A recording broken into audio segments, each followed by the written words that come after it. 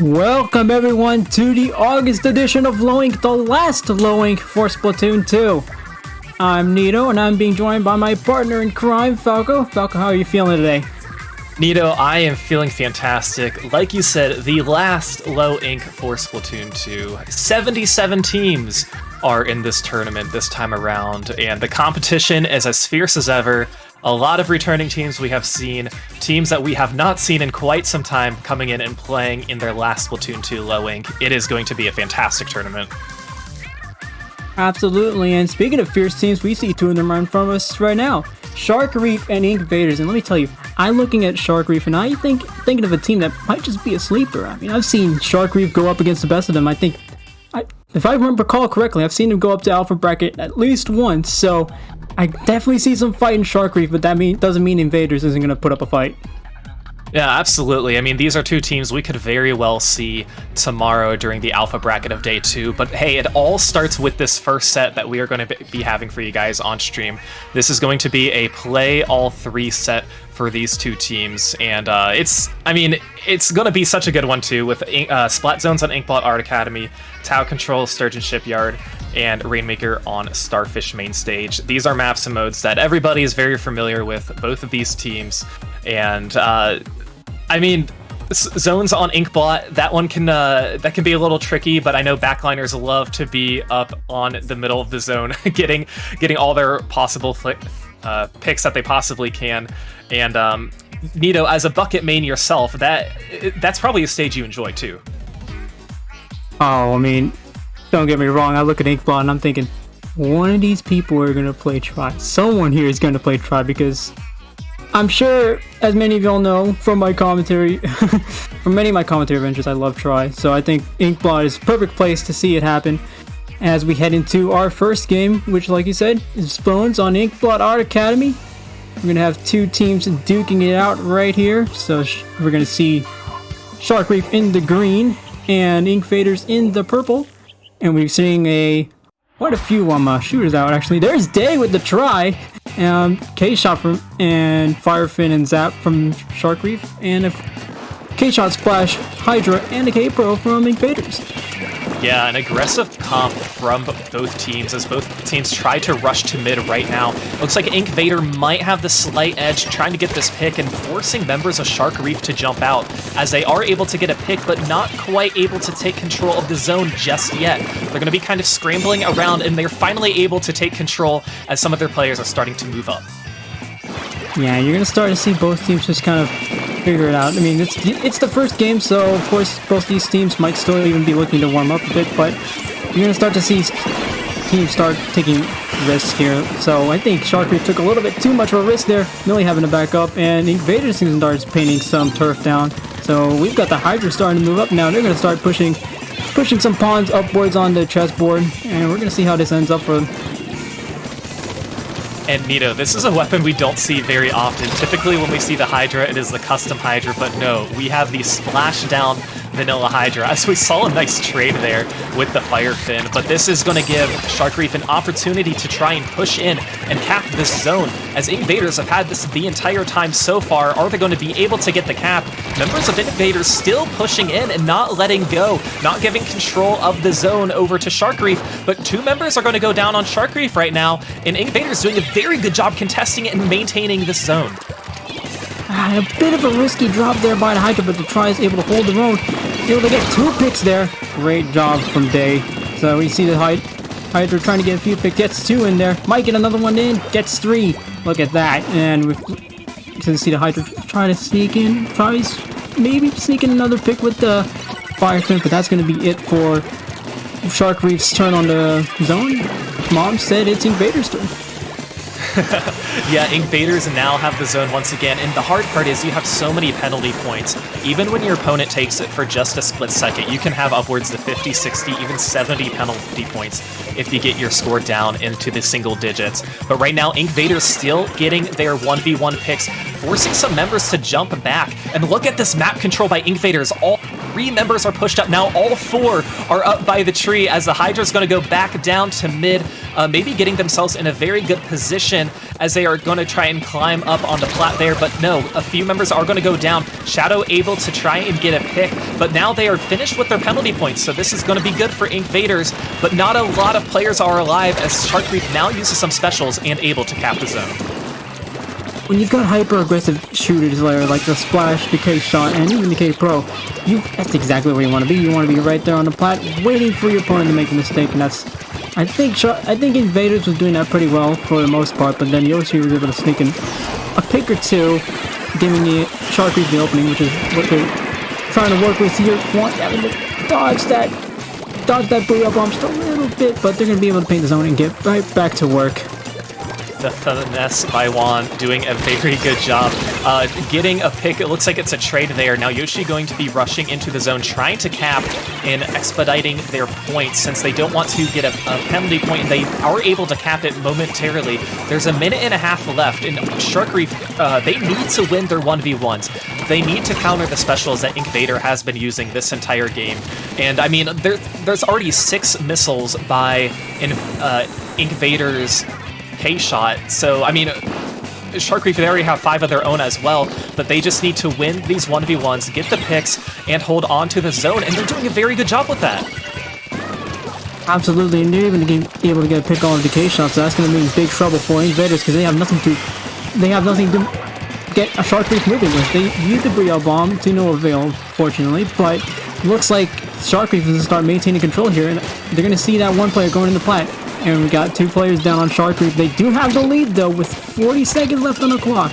They might be able to knock it out right here. 5, 4, 3, 2, and they're able to get it there with a opening statement from Shark Reef taking game 1. You know, that win was very important for Shark Reef. Even though it's game 1, they did not have control that entire game other than the last minute that we just saw. Inkvaders had the lead the entire time and had a good lead at that, but Shark Reef coming in, turning it on in the second half, winning their 1v1s, getting 6 missiles from Yoshi, and getting that win. Yeah, and that's exactly what we were talking about as well. They needed to start winning their 1v1s because you saw they got a few picks at the earlier stages of the match, but when they started I guess not coordinating. Well, they were coordinating as well, but when they started winning their 1v1s, they started winning more fights. You see them start taking more advantage of those fights. They're able to paint up. They're able to get someone moving in the plat. So great job by them, and I'm excited to see how Inkvaders responds because they did have their number earlier on. Yeah, they did. And I mean, like we said, they were in control pretty much the first 3/4 of that match. I mean, there were moments where Shark Reef they were coming up very close to getting the lead, but it just didn't happen. But again, it's all just about how well you can control the zone whenever you have the opportunity to do so. And Shark Reef, like we said it, we both said it, they won the 1v1s, able to allow Inkvaders to kind of come in one at a time, and at that point it's easier to call out where certain members are rather than having everybody respawn at once. If you keep yourself at a player advantage, that is going to go a long way in no matter which mode you play, but especially in splat zones. And speaking of control, we're going to move on to tower control on Sturgeon Shipyard. What I'm seeing here is a big, huge lockout map, so whatever Shark Reef had going on for them in the later stages of Game 1, they can certainly turn the dial up here because Sturgeon Shipyard, once you're able to take control and once you're able to get yourself in the right places in the right time, this is a huge map for you to just completely lock out your opponent, completely block them from making any moves because there's so many opportunities for an opponent to just drop down and make a mistake, end up losing more than you want to. So I'm excited to see how Shark Reef can implement what they've learned from Inkvaders into this next match. Yeah, that's right. You get past your first 2 checkpoints, you are going to be in a very good position to potentially get the win and make your enemies scramble too. There's not a lot of opportunity to try and flank, as this is tower control and everybody kind of knows the directions where anybody can kind of come from. But yeah, it's all about getting that early start, early lockout. And let's take a look at these comps from these 2 teams. Shark Reef up 1-0 against Inkvaders. We are going to see, I believe, just the regular Splat Charger, and we don't have the Hydra anymore, but we are going to have the Heavy Remix. And I'm seeing Knock the Brush Nouveau and a K-Shot coming in from Inkvaders. They're going for all the... Actually... Double missile, double booyah. Yeah, double missile, double booyah, which if you're playing tower control, missiles are one of the major keys to victory. Which, I mean, it's missiles. When are they not the keys to victory? But anyway, Inkvaders goes 2 down, but the Hydra's able to get in 1 pick, and it looks like Shark Reef is going to go straight to business as these do. They're going to. Oh, 1 person falls down. I was going to say they're actually still clearing checkpoint 1, so that's good for them. But they're going to have to hop back out as the brush is going to start giving them some damage. Yeah, unfortunately not the push that they were hoping for. It looked really promising for Shark Reef, but we do have the DC on the Charger, and based on the map control, or based on the time and the points, this game will be replayed. So we will have these Squid Kids party it out while we get you guys set up again and reset this lobby. So I believe these players have to use the same weapons and same gear and everything for this tournament. But you just got a little teaser for what can happen. And I mean, like you said, it looked really promising at the beginning for Shark Reef. And I don't think the DC had anything to do with the push by any means, because we saw the player just kind of stop there. But we'll hopefully get these guys readied up again and get you to this game too. Yeah, we saw a tiny mistake from Juan there. Just fell off a little bit, and I'm guessing the Charger player was just standing there in shock, just like, Juan? Where did Juan go? Oh my goodness! But yeah, go ahead. Oh no, and then DC'd. Was in shock and then DC'd. Which, I mean, yeah, the DC I'm pretty sure had nothing to do with the push, but now at least we got Inkvaders has a little bit more of an opportunity to kind of just think about what went wrong that first push. I know we saw a brush player trying to sneak in, and that's exactly what you want to do when you're a brushman. You want to find the off angle. You want to find the opportunity to take your opponent by surprise, because the thing about short range weapons like that is that going up right in front of them may not work as effectively as when you have the element of surprise to you. So with short range weapons like that, I think the brush can do some damage here, especially against the Charger that Shark Reef is holding. Yeah, and I think especially a weapon like the Octobrush Nouveau, we mentioned it has missiles, but it also has beacons too. So that is a weapon, or that's a weapon you have to watch out for. They could literally be anywhere on the map, placing beacons in maybe positions that you don't typically look at, or are even thinking of, oh, we need to go over here because they have beacons. But yeah, it's a weapon we don't see very often, but I think it's a very fun beacon weapon to play just because of how well you can maneuver. But yeah, if you're Shark Reef, you gotta be on your toes. Absolutely. I mean, with any aggressive weapon, you've got to consider how many times you're pressing X on your controller. You just gotta, like, when you have a weapon such like brush, you gotta keep pressing X every 5 seconds. It's like, oh my goodness, okay, there's a bit of paint there. Oh, there's more paint. Oh, there's more paint. Oh, they're coming towards me. Oh my goodness. But yeah, that's definitely something you want to look for when it comes to aggressive weapons. You gotta make sure you got an eye on them at all times, basically. Yeah, and especially a map like Tower Control where flanking is key. I mean, the tower moves in just a very predictable manner, so if your backline is on the tower and they're only facing one direction, if you're a brush player and you're able to just sneak up on the tower and get the picks, that's going to suit you very well. But hey, these players are ready, so take 2 of Game 2 of Round 1 of Low Ink August. We're going to run this one back, same comps as per the DC rules, but we're going to see Shark Reef take a bit of an opening. They're trying to take over the right, and Inkvaders taking over their right, so I guess they're both right there. But we do see Inkvaders get 1 pick, actually 3 go down on Shark Reef. It's just a Charger, so it looks like Inkvaders has got an opportunity to get things rolling. Yeah, Inkvaders now on the tower, and thankfully they didn't allow Shark Reef to push up at all. And I mean, this is a good position to be in for Inkvaders. Let's see if they can get past this checkpoint, but no, Day is going to be flanking here on the side, getting 1 pick, getting 2 pick. Now trying to take down somebody still at mid, is going to be fighting in that 1v1, but I think that movement from Day saved them from getting past that first checkpoint. All eyes go on the player who is flanking when you're able to spot a player, just because you don't want them to get that team wipe. So a very, very good movement by Day. We see Yoshi making quick use of that bomb rush, trying to get some paint on the ground, most importantly getting those picks. Does get one pick and is actually picked themselves, so 2 people go down on Shark Reef. Millie's trying to look for a way out, just trying to sneak back down, make sure they're getting some jumps in. And one looks like they might be able to sneak in a few picks, but they're gonna get in trouble real quickly. Gonna have to back up a little bit more. Inkvaders still starting to take a little bit more control now as they're starting to pop off a few specials. They've got everyone nearby the tower, but Yoshi might be able to sneak in, get a few picks on him, but they all see Yoshi down under the bridge, and they look like both of them are gonna actually kind of scuffle going on in under the bridge, and it looks like Juan's gonna be able to come out on top.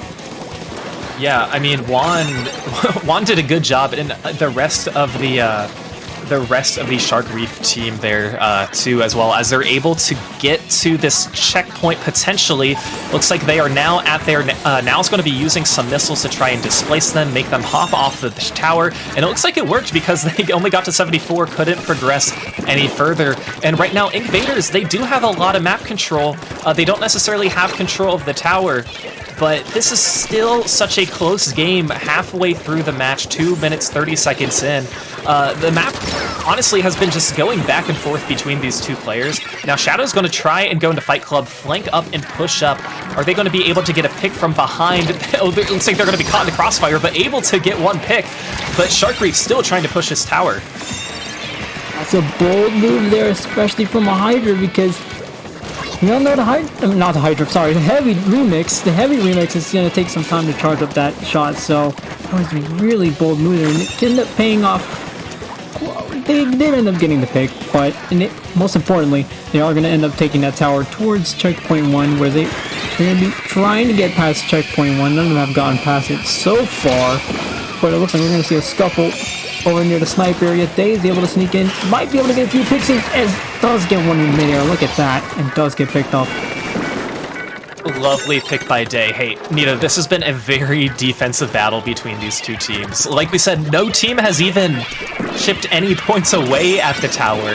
We don't see any gray on the little tower icon. That's not something you see very often in tower control, but it just goes to show how aggressive both of these teams are. And Yoshi trying to get that double, able to stay alive, but nope, is gonna go for a dip there in the shipyard. Tower is left as neutral with just a minute left. If you're Inkvaders, you need to capitalize on this because a few members from Shark Reef went down. You just need a few seconds worth of a push at a time. They have control of this map.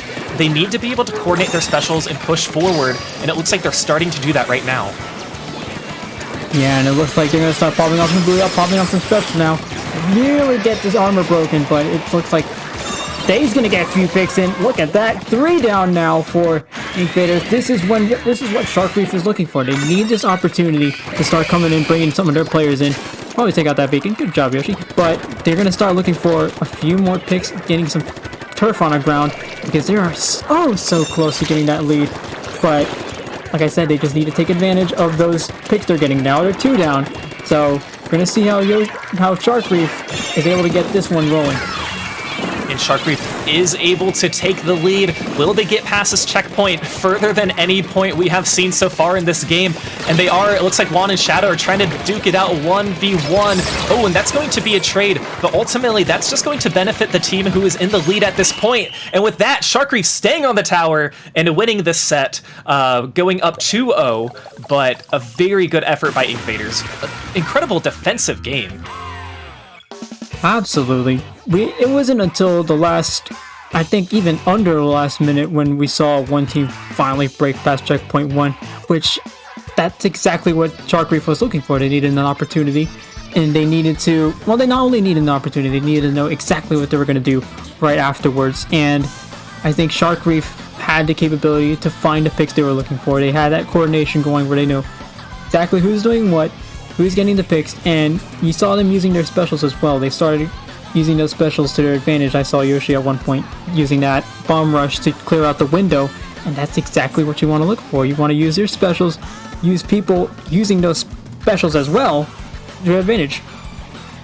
Yeah, and I think it comes at a time where you know when there's less than a minute left, you have to go all in. You have to use all of your specials to unleash because you know that the other team's not going to have much time to respawn.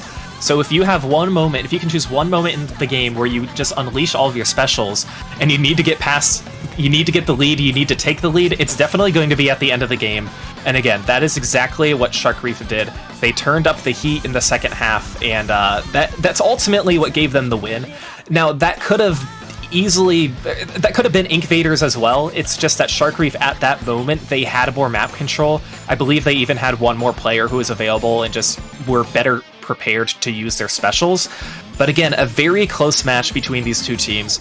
And next we will be moving on to Rainmaker Starfish main stage. So a very, very different pace potentially than what we saw in Tower Control, where it can be very defensive. But this is going to be the last time in Low Ink that these teams might play Rainmaker without checkpoints, as we have seen in Splatoon 3. So let's see how these teams do as we hop into the last game of this set. All right, Rainmaker on Starfish. Remember, this is play all three, so Inkvaders still has something they can take out of this one. Shark Reef in the orange and Inkvaders in the purple. And we're going to start seeing that Shark Reef pulling out most of the same with the Splash, Tri-Nouveau, K-Shot, and the Charger. And Inkvaders opting for the Kenza trio of K-Pro, K-Shot, and K-Brush. And the V-Hydra coming out as we saw earlier. Yeah, V-Hydra making a return once again. And like you said, Shark Reef sticking with their, I believe their same comp that they had in the previous game. Look at Yoshi here, trying to hide in flank, but no, unfortunately, they are going to be caught. So right now we have a 3v3. Nobody has a Rainmaker quite yet, 2v2. But once again, we do see another flank by Inkvaders, as it looks like they're trying to push up and push some of these members out. And now map control in the favor of Inkvaders. Will they be ready to pick up this Rainmaker? But Yoshi's trying to flank. You can see them at the bottom of the screen, and they are able to flank, but no, they're going to be going down to Now, who is doing a good job protecting the Rainmaker. And that's exactly what you want to see. Again, when you got aggressive weapons such as that, especially on a map like Starfish, where you have a huge opportunity to flank if no one's watching the left and right flanks. And Day is able to get us picked there. Day was able to get 2 picks there on Inkvaders, actually. So, exactly, you want to see, I'm sorry, I'm flustered right now, but so far, you want to look at aggressive weapons, and you want to look at especially the left and right, because those are huge opportunities for teams to just end up ruining your whole plan. Yeah, this is one of the stages that it's the easiest to flank on, but at the same time, it's easiest to get called out with your flanks too. And now a few members are going to be going down for Shark Reef as Inkvaders trying to build their specials up once again and use them. This will be an opportunity for them to pick up the Rainmaker again as they are pushing members of Shark Reef back. And it looks like they're trying to watch this flank. 2 members are going to be going up the side here, trying to get that height advantage. But Inkvaders not picking up the Rainmaker just yet. Man, a lot of action here going on the sides as 2 members of Inkvaders go down. And now Shark Reef is going to be picking up the Rainmaker for the first time, trying to make a Hail Mary push. Unfortunately, very quickly called out by Inkvaders. Oh, do they see they though? Out they do. Right, answered my question as soon as I asked to look at that. And now Inkvaders has an opportunity here. They've got a few picks on the board. They need to start getting moving though. This is a problem they had earlier, which they got the advantage. They got a few picks on the board, but they weren't quite able to do anything with it, which is what we're going to see here. They go 3 down against Shark Reef, and Shark Reef is going to pick that up. Now they have all the time in the world to start sneaking that up. Yoshi's going to lead the way for Juan. Juan is able to take a big lead in the 34 remaining for Shark Reef. Yeah, that's one of those pushes for Shark Reef where you don't know if you're going to have the opportunity to do that again. You might as well pick it up, and it's nice that they had a teammate who could help paint the way. You're just going to be pushing up as far as you can that moment, because we've seen how defensive both of these teams are. I would say that was a very good decision by Shark Reef. Absolutely. With 3 players down, that's exactly what you want to be looking at. You want to... And this is the aggression that we saw coming from them, especially at the last few seconds of game 2. So Shark Reef, really at this point, with a minute 30 remaining, you don't have to play as aggressively as you might think. So now they have a bit of a cushion now, which it looks like Inkvaders is struggling a little bit with. But with that cushion, you're able to get a few picks on the board, maybe stall it out, but perhaps aggression isn't exactly what you're looking for, is what I'm saying. Right, and you might have a cushion, but keep in mind this is Rainmaker, where no cushion is too cushy, just because of how quickly things can spiral out of control. But Shark Reef doing a good job just getting some of these picks too. And it looks like now Inkvaders is going to be picking it up once again. It's going to be hard to push forward with this rain, but they do have support with the hammer, and that is almost going to be enough for them to take the lead. Well, once again, Shark Reef with the defense saving the game, and 3 players are now down on Inkvaders. That is a wipe. Millie, my goodness, able to get the snipe there at the last second. It looked very scary for Shark Reef, and like, just as you were saying, that cushion couldn't be cushy enough. Inkvaders was there to prove that that cushion might just be as much as the $3 pillow from Walmart, which is to say, not too cushy, but... And now we have about 15 seconds left, so right now Shark Reef up with a very slim margin, but they are doing a good job playing defense, whereas Inkvaders, they're in a position to pick up the Rainmaker. They are going to be picking it up, but they have to take down this Ray. 1 player down, but no, they are going to go down to the Ray and down to the Splashdown, and this game is going to be won by Shark Reef. And that's why you keep a Stingray with you, especially on maps like this. You got a little choke point there that Inkvaders are trying to go through, and I think that was their fatal flaw there. You see, Shark Reef had Rain and Ray ready, which is kind of a tongue twister there in itself. But they had Rain and Ray ready, which if you're going through a choke point like that, that's something you really want to watch out for, because once they're able to concentrate you in that one spot, it could very well be game over, like we saw then. Right, and it's not even about getting the picks with the Ray, it's about displacing the person with the Rainmaker so your teammates can go in and get the splat. You know, the Ray is obviously very nice in those tight corridors, but it's about just pushing whoever is carrying the Rainmaker so, yeah, your teammates can come in and get that splat. But Shark Reef going to be winning that set 3-0, and every single game that we saw was very close, especially that Game 2 Tower Control Sturgeon. I mean, just such a defensive battle, and then even this Rainmaker match that we just saw, very, very close, but ultimately Shark Reef coming on top. And I mean, this is something we always love to see in round 1 of Low Ink. Yeah, and this is, and don't let that 3-0 dismiss Inkvaders. If Inkvaders was able to keep it that much of a defensive battle, and especially since it's game 1, you're starting to get yourself into it. You're starting to get yourself like accustomed to like what teams are doing, what they're starting to pull out. So Inkvaders definitely has an opportunity in the next match to just start implementing what they learned, start using a little bit more aggression, and I think that's what they might be looking for next round. Absolutely, and hey, even though this is the last Low Ink for Splatoon 2, we still have more Splatoon 2 action that is happening later.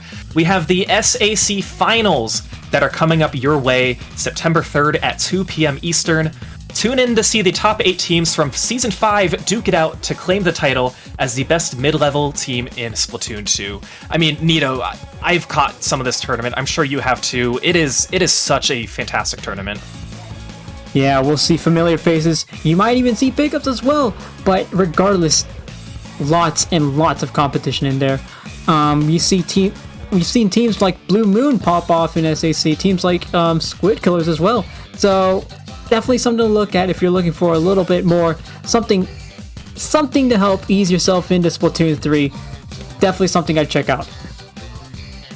Alright, and before we get started with round 2, we're going to go ahead and take a little bit of a break while we get the bracket situated and let some other matches finish up.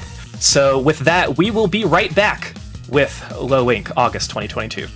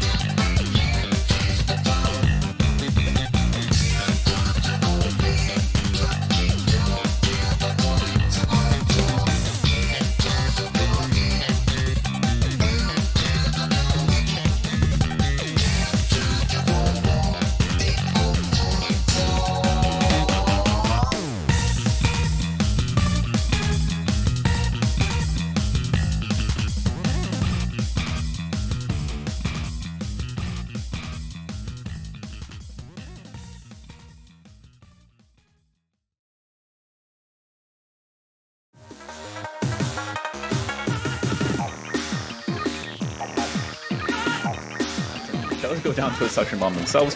Still plenty of clams here, though, for Inked Killers, and these bubbles are going to be a big problem as they allow Zuri to live for a long period of time, and a beautiful bubble combo, that football going over the basket, or under the basket. But I think they can still get there, unless... Oh my goodness. No one try and make that impossible for them. Oh my goodness. Fortnite is popping off. Yeah, finding 2 more picks there, crucial ones at that. The bubbles will do a good job of kind of holding control of this, and all these jumpers are coming in here. These suction bombs could be big. Oh my goodness. Was that a quad bomb? There from Deceased on that Nautilus. We'll take out Garrett very early on, and that is kind of going to be an issue, as that would have been the best weapon to kind of poke and prod away at these members of Inked Killers on this first push, as we see Garrett already back and finding some picks too. Not just some picks, some beautiful picks at that. Slosher, the last set, that was more so for missiles against the Charger, but no Charger coming out. They said, all right, let's go to try. We're much more confident here with that. Your armors on this field are Batson's 96 cal versus an NZAP on the side. Oh, but I'm going to interrupt myself. There you go. That's the player looking for AE. Looking for the 4th now. Just an armor player alive, that NZAP. Time here. This is a dangerous situation, and they're kind of feeding one at a time. Again, forcing the drop out. They're going to have to find picks, though, and it's a wipe on the side of Blue Moon. This could be it for Delicious Nuggets. They're going to be able to push, but they stop Port with a beautiful job using that try. This is what I talked about. You don't want to end up in a Rainmaker moment. Missiles are going to stall them out here, and it's going to buy enough time for a respawn. Deceased. They're going to try to jump the ramp. They're going to jump the ramp. Here it goes. They're struggling. Oh my gosh, Adam going Deceased. Oh, at 1 point, Inked Killer survives. But not. No, they don't. No, they don't. They will find the pick there. But this tower is moving. Paired up with that Inkjet. It can go in either way here. Checkpoint does end up going, or not checkpoint, but lead. What was that? Oh my. Oh, bomb! Yeah, Delicious Nuggets in control, start to finish. Nice little fall off there. Able to get revenge on the Splash player going down, but Lucifer rotating back. You know what? You got man advantage. Let's just hold on the zone a little bit longer. Let's let them come to us. We're going to be done with these penalty points, and let Delta punish everybody who oversteps their boundaries. There's one. Delta looking for the second.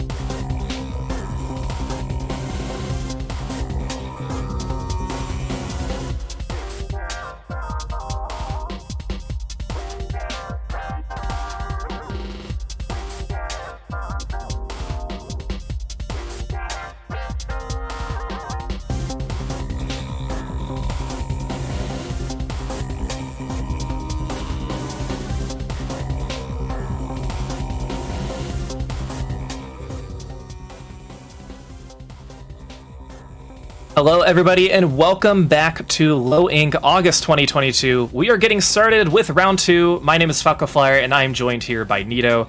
Nito, we just saw a fantastic game between Inkvaders and Shark Reef, but we are getting ready for our next one. FTLoss versus everybody's favorite ability, Last Ditch Effort. Yes, Last Ditch Effort is something I love using in, well, particularly zones. But that's not to say Last Ditch Effort isn't useful anywhere else, but I think Last Ditch Effort's definitely got some going on here against FTLoss, which should clarify, isn't FT Win? FT Win's like feeder account or burner account, so let's just go ahead and get that out there. You know, if they were eligible to play in Low Ink, I would be very surprised. But you know, technically they never got banned from it outright. I think according to when I've talked to a few of their members at Low Tide City, but I don't think it would get past the the verification process. Yeah, FT Win, if you want to call me, I can get you. I can probably sneak you in. No, I can't. Not authorized. But gonna head into game 1 soon enough, which is gonna be Clamp Blitz on the Humpback Pump Track. One word. Booyah. One word, booyah indeed. I mean, this is a map where you can honestly like booyah from any place on the map, and no matter where you are, you can throw it at the basket. It's really not a long path from spawn to the basket, especially when you're able to drop down, and that's gonna be key. If you have all of your players drop down the basket, it is hard to catch those flanks. So you have to jump back and protect from there. But with that being said, let's get started with round 2 of our tournament today. Alright, we're gonna see Last Ditch Effort in the blue and FTLoss in the green. LDE opting for a Zap, Splash, Trinivo, and a 96 gal, and FTLoss going for a DDS, Zap, K-Shot, and a Beast Splash. That's actually a Neo Splash. Call myself there. Both teams with the Zap and the Neo Splash, something we're used to seeing here. And that's going to be a pretty early suction rush used by FTLoss. They aren't able to take a ton of map control with that, as Clam Blitz, you just kind of you want to play at the pace of the other team. If you come into aggressive, it's going to be very hard to reliably score in a lot of claims at once. Maybe you don't have a ton of map control, but right now, Last Ditch Effort, they're doing a good job trying to get these picks and getting more map control, but a few of their players are going to go down. This is going to be an opportunity for FTLoss to try and get some more map control and potentially build up their claim economy. Yeah, that was a bit of an early setup there from FTLoss, but I think they're going to start getting some things going here. They got a clam in. They're able to sneak in a few more clams in with that CDS, trying to get a few picks in. Baguette now able to get a few more. Actually, they're able to get one more in. So they're not going to... So Last Ditch Effort isn't going to be sneaking away with the Super Clam just yet. However, FTLoss may start need to look into this coordinating their specials just a little bit more, because I feel like they could have taken a bigger advantage with that 2 picks they got. Certainly. I mean, Last Ditch Effort, they did a good job only allowing 1 claim in, like you said. So even though they were a few players down, and it's going to be key. But look, we're going to be having a jump in up the side. Baguette able to score, and 3 players are going to go down. It is just the end Zap with armor, and look at these claims go in. More members from FTLoss are now going to go down, but they're going to get this all the way down to 50 and potentially below, as they're scoring in these claims from every direction. This is hard for Last Ditch Effort because you're kind of in this panic scramble position. You want to have some players drop down to try and get a pick. You want to have some players stay back up to watch for more flanks. So, all said and done, a fantastic push by FTLoss. But just like their namesake, Last Ditch Effort has Last Ditch Effort activated, so they have that advantage to them. But in starting to pop out a few more specials, which they have a lot to work with. They actually clear out the Suction Bomb and the Ink Storm up, so they're going to completely clear out that basket area, but they do go 1 down. Actually, both teams go 1 down now. So it looks like there's still going to be a little bit of a scuffle there near basket. They do get the Super Clam in, but can they get a few more picks, even a few more clams in? They are able to get a few more clams in with the 96 gal, picking up a few more points. They didn't get... Actually, they missed the Super Clam. So that's going to be a bit of an unfortunate throw there, as they're going to be sitting at 68 remaining, just a bit far from the lead as they would like to be. Yeah, last-ditch effort. They didn't have a ton of map control when they made their push. Honestly, they kept that basket open longer than I thought they would, just kind of scoring one claim at a time. But it was one of those pushes that was a little bit staggered and not the best coordinated, but they didn't have all their players ready to make that push. But now last-ditch effort trying to use more aggression and come up, and FTLoss now having to play some defense a little bit, as the map control seems to be in favor of last-ditch effort. And now we see FTLoss trying to build up some of their specials and just preventing members from last-ditch effort to come in, and they're going to get a few picks that way, but we are going to see FTLoss try and push up with this power claim. They're going to be missing that one again, but now going to pick it up again and score, and we do have one player flanking. That is a CDS. They are now going to go down, 2 players down, so unfortunately I don't think it's going to be enough to extend the lead, but at least change the pace of the game from the push that last-ditch effort had. Yeah, you see FTLoss is starting to come out with a little bit more aggression. You see the pushes from FTLoss coming out as uncoordinated, or I guess the pushes from last-ditch effort, coming out as a little bit uncoordinated. They're going to come out as a little bit flustered, so FTLoss is going to start taking a little bit of advantage of that. And as soon as I say that, last-ditch effort is able to put in 2 power clams in, but they're not going to find more clams. They get wiped by FTLoss. And that's exactly what we're looking for. So FTLoss is starting to see the flaws that last-ditch effort is pulling out, and they're starting to take a great advantage of them.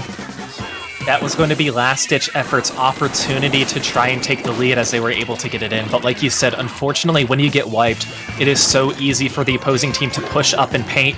And now that puts last-ditch effort in a tricky spot. But look at Fishy. Now flanking by the side, by the basket. But no, there's going to be a power claim that's close to scoring on the other team and actually goes in. So unfortunately for Fish, that did not work out. And FTLoss just able to get all those claims in, keep the basket open, and win the game. Now, in any other match, I probably would have liked that last-minute flank, but I think, as much as any of us may have seen, FTLoss had that power clam at the ready, and as soon as they showed up to the basket with it, that flank is just completely nullified. So I think FTLoss is starting to understand that last-ditch effort is starting to come out a little uncoordinated, starting to come out a little flustered, kind of just guessing at what they're doing, and they're starting to take that to their advantage. But last-ditch effort is starting to see some aggression from FTLoss, and hopefully they're going to start putting that into consideration as we head into Game 2.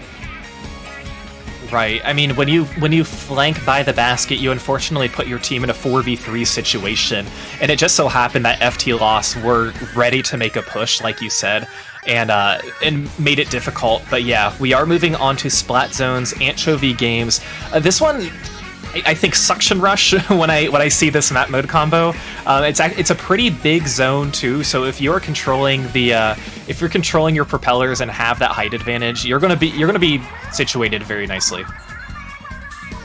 And as we've seen from FTLoss, they like to get very aggressive, especially with that CDS. So on a map like this, you're going to start watching that CDS take over arcade a lot, especially with the rain, because rain plus a long range plus a decently ranged weapon like CDS is going to cause a lot of trouble for last-ditch effort. And again, they saw how aggressive they were, so last-ditch effort is hopefully putting this into consideration. They're going to start thinking, okay, what can we do instead to coordinate our defenses more? Because coordination is going to be the key to last-ditch effort's success here. Yeah, I mean, this is one of those stages when you get locked out, it is very hard to push up again and try and get the lead. So I like what you said about the CDS though, because with the rain too, you're gonna have a player who might have a little bit of damage, but the range of the CDS is going to surprise some players when they get splatted. They're like, wait, how did that get me? Oh, nope, it was the CDS who just got one shot on me with the rain. But yeah, let's move on to Game 2. We'll see the comps that come out of both of these teams as we get started here. And we do see the Tetris for the first time. Yeah, Tetris, especially Tetris, because Now you've got 4 rolls to work with. Now you've got a little bit more. You got shorter range to work with, sure, but now you've got a little bit more mobility. So I think we're still going to see these dualies cause a lot of damage to Last Ditch Effort, especially if they haven't quite figured out the type of team they're working against. That's right, and 2 players are going to quickly go down on FTLoss as Last Ditch Effort has controlled the zone. They're actually pretty well situated. Unfortunately, they're not really pushing up, but look at the Tetras just waiting here, hiding. They knew somebody was still around. Unfortunately, they're not going to be able to get that pick, but are now needing to be aware of Last Ditch Effort's specials that they're going to be using. But that's going to be actually a very good splashdown and a very good pick, as 3 players are going to go down on Last Ditch Effort and giving the zone to FTLoss. Oh, and they were doing very well too. They got themselves down to 7 points remaining, but I think if they could have just coordinated that encounter with the Tetras just a little bit better, because they had a 2v1 advantage there. If they just use if you use that range a little bit more to their advantage, I think they could have cleared that out a little easier. But it looks like Last Ditch Effort is going to go 2 down, and this might well be FTLoss's lead. Yeah, FTLoss now situated very nicely, as Fishy's trying to wait to throw the Booyah Bomb. They'll be throwing it all the way in the back there, as they're quickly going to be called out. And FTLoss still has tremendous map control right now, and a player advantage, so they're once again sitting very nicely, as there is just green all over this map. Members are trying to push up into Arcade 2. They might walk into the victory of this one, but Last Ditch Effort trying to come in. Will they get the stop? No. Ooh. So close yet so far, and I think especially at the end they're going to stay a little desperate there, trying to get some kind of a Hail Mary play going, but I think that's the that's where they fell off a little bit, because you start to see a little bit too much aggression. At the beginning they had exactly what they were looking for. They had the defense necessary to keep them out for a decent amount of time, and I thought for a second there, wow, okay, this might, you know what? They definitely learned it. They got it going now, but there's still one more game to go, so I'm not counting out Last Ditch Effort from getting a win. So we're gonna see what goes on in Game 3. Yeah, and that Game 3 will be on Tower Control at Mako Mart 2. So a stage that we will be seeing again in Splatoon 3. So, personally, I am a big fan of this one. I'm happy to see it. But Tower Control on this stage too, I mean, you of course want to be aware of all the possible flanks that the enemy team can make. But this one, you could probably be a little bit more relaxed than a stage like we saw Claim Blitz on Humpback or Splat Zones on Anchovy. But I mean, we've seen the aggression from FTLoss and how well that they're able to pick get their 1v1s. So Last Ditch Effort, they're going to need to have something up their sleeve if they want to try and get this win. Yeah, especially if FTLoss comes out with a comp similar to what they had earlier, because with a short range map like this, Tetras does a lot. Has a huge impact, especially if you put that Tetras near plat, because as you saw, LD was getting a little bit too desperate with their approaches. So if you put that Tetra on plat, it could very well just shut them down completely. But Last Ditch Effort, though, they were running a few long range weapons, so I can very well see them taking advantage of that heading into this game. And with that, we are ready for the final game. Last Ditch Effort hoping that they can get a win off of FTLoss. FTLoss hoping that they can sweep and get this win. Alright, we're gonna let that music play a little longer. I do like that song, by the way. But LDE coming out into yellow, and FTLoss coming out into blue. LDE coming out with a Zap, K-Shot, Neo Splash, and a C-Jet, with the FTLoss coming out with a Brella. Look at that. A Zap, K-Shot, and a Knot, which is perfectly short range, especially for a map like this. Yeah, C-Jet and the Brella. I do like the Brella choice, especially on a stage like this, which has multiple different alleyways and you can position yourself very nicely. But Last Ditch Effort going to be able to actually get a few picks early on. FTLoss, they had very quick tower control, and after they used their armor relatively quickly, Last Ditch Effort trying to paint around just a little bit, and once again, they are doing a good job getting their map control, and they will be taking the lead, trying to get past this first checkpoint, and it looks like they're going to have some trouble doing that as members of FTLoss showing their aggression once again, but that tower has been there for a long time, but ultimately they do get past that first checkpoint. You saw that C-Jet keeping them perfectly away, ranging them out with the range that C-Jet has, which is a great job there by the C-Jet player. But you see Last Ditch Effort FTLoss starting to come out with a few more specials. They got the armor, they got the launcher, they got the missiles, they got the inkjet. They've got just about every single special in the special catalog for Splatoon 3. Splatoon 2. So good job there with the coordination. They actually get 3 down on Last Ditch Effort. So good job on them. They're gonna head into checkpoint 1. Yeah, FTLoss putting themselves in a very good position, like we said, approaching that first checkpoint. A lot of map control as well, which is definitely going to help in the long game. And they're going to quickly get past this checkpoint too, as they're now approaching the second checkpoint. And members of Last Ditch Effort scrambling just a little bit, getting caught at mid.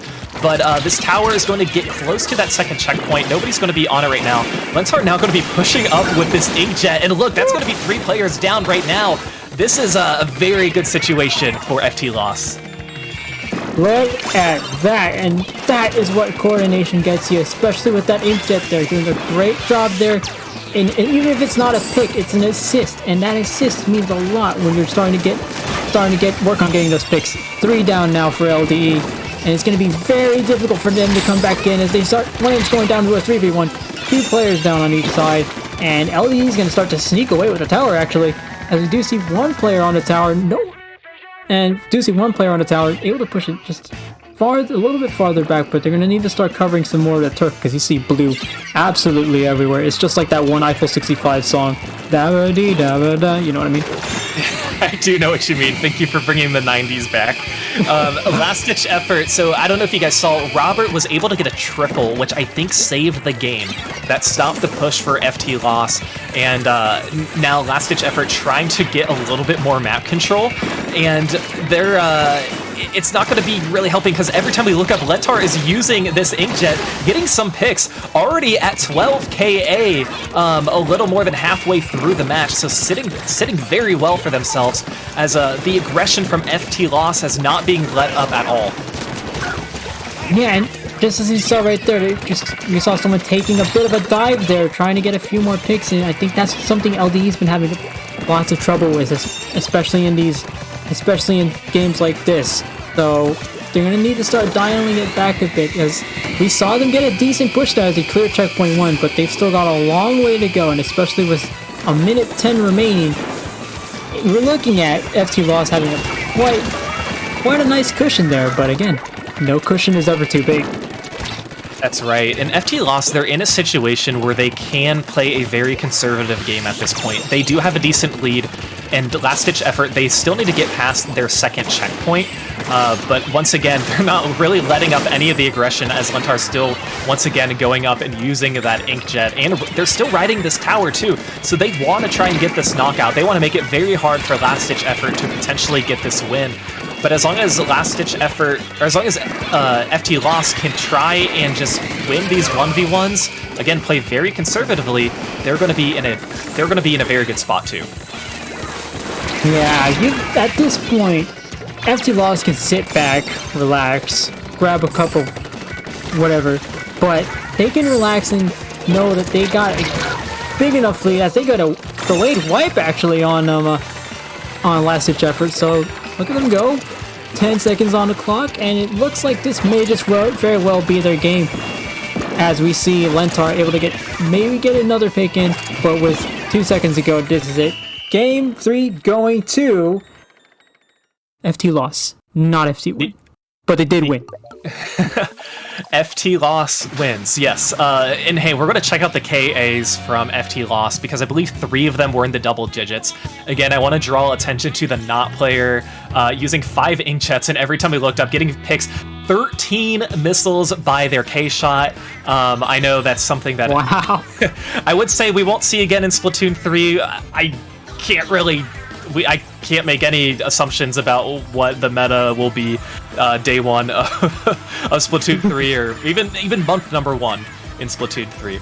But again, with that, FTLoss getting that win over Last Ditch Effort 3-0. So FTLoss, since FT win is taken, you might be able to take FT victory. I'd check up with Kyo-chan on that, but good job there, especially with their aggression, because they were doing so well keeping LDE at bay. They saw the mistakes they were making. They saw the desperate little attempts they were making at trying to get a few picks in, and they just let it happen. And I think that's exactly what got them to win here. Last Ditch Effort missing just a little bit more coordination there, and I think that might be what they look for in the next round. That's right, and that will be coming up shortly. But before, we want to talk a little bit about the first solely Splatoon 3 LAN that is coming up. That is going to be the Big House 10. That will be crowning a Splatoon 3 champion for the first time. It's going to run from October 7th through October 9th in Detroit, Michigan. And this is going to be very exciting as Splatoon fans. We know this as the Smash event, but we are very happy that Splatoon will be there. It's going to be an amazing tournament full of amazing vendors and good friends. Registering soon to get the reduced price on entry fees. And Nito, as LAN goers ourselves, this is going to be a huge event. Absolutely, and there's no... I can never explain just how much of an improvement the LAN scene is, because you got everyone you know there, you've got everyone you've met, but never actually met in person, so you get to meet all these people. There's lots of fun. Everyone gets to play around, have fun, and I mean, what more can you ask for, really? This is like a really big house party, essentially. Yeah, absolutely. I'm gonna try to go to this to spectate. Fortunately, I only live about a 3-hour drive. I just gotta, talk to my wife about it first, so gotta get her blessing on it before I just pack my things and go for the weekend. But yeah, it's gonna be an awesome tournament, and we're all very excited for Splatoon 3. And again, this is only it's less than 2 months away. So definitely check it out if you have not. Go to bighouse.gg for more information. And with that being said, we are going to be heading into another break. Don't change the channel though, because we'll be right back with round 3 of Swiss. We'll be right back.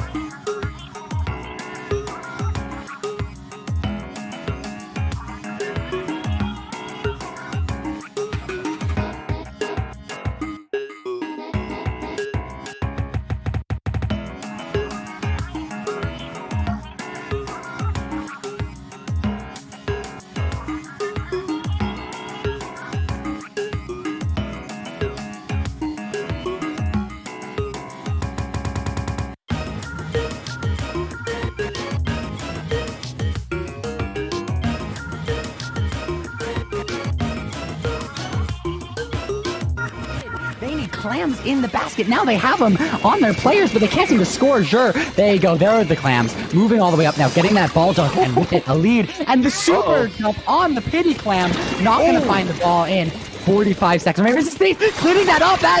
There's the score. They need one more clam to end this game, and AE doing exactly that. A lot of adjustments being made here from the sides of Ink Killers. I like it. Sure, with the missiles here, quickly finding 2 off of that pop. They're going to look for the 3rd one. They need to pick up the Framemaker and move. Well, they lost 2. They lost 2 on their own somehow. Oh, Delta got a double. A collab? Wow. What an opening. Against the Nuggets, where they took the other side, and what a 1v1, but one just had the extra advantage. AV here just having trouble keeping all 4 of them alive and coming back in with special here, and just not watching their cover. Oh no! But again, I talked about this, trying to force her on this right side. Yeah, that's kind of the route, but nobody's trying to flank. But two players go down. That's a wipe. Oh no, out of nowhere. The game's over. Bracket reset. Are you kidding me? The splat bomb, I think, is what out.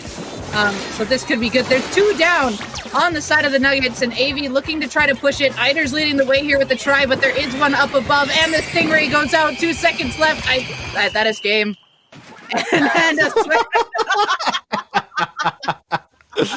Rip. The Molly Whoppers now seeing if they can make something happen. Smile with the inkjet does get a pick. There's missiles on top. Strawberry's trying to The bridge is down! They got the bridge and they got the lead. They might even KO in here. There's no one to stop it. That's why. That very play right there is exactly why. Proving to be very useful for the Nuggets right now. Still tons of time left on this clock. I mean, a complete comp change. Anytime you can force your... Oh, excuse me!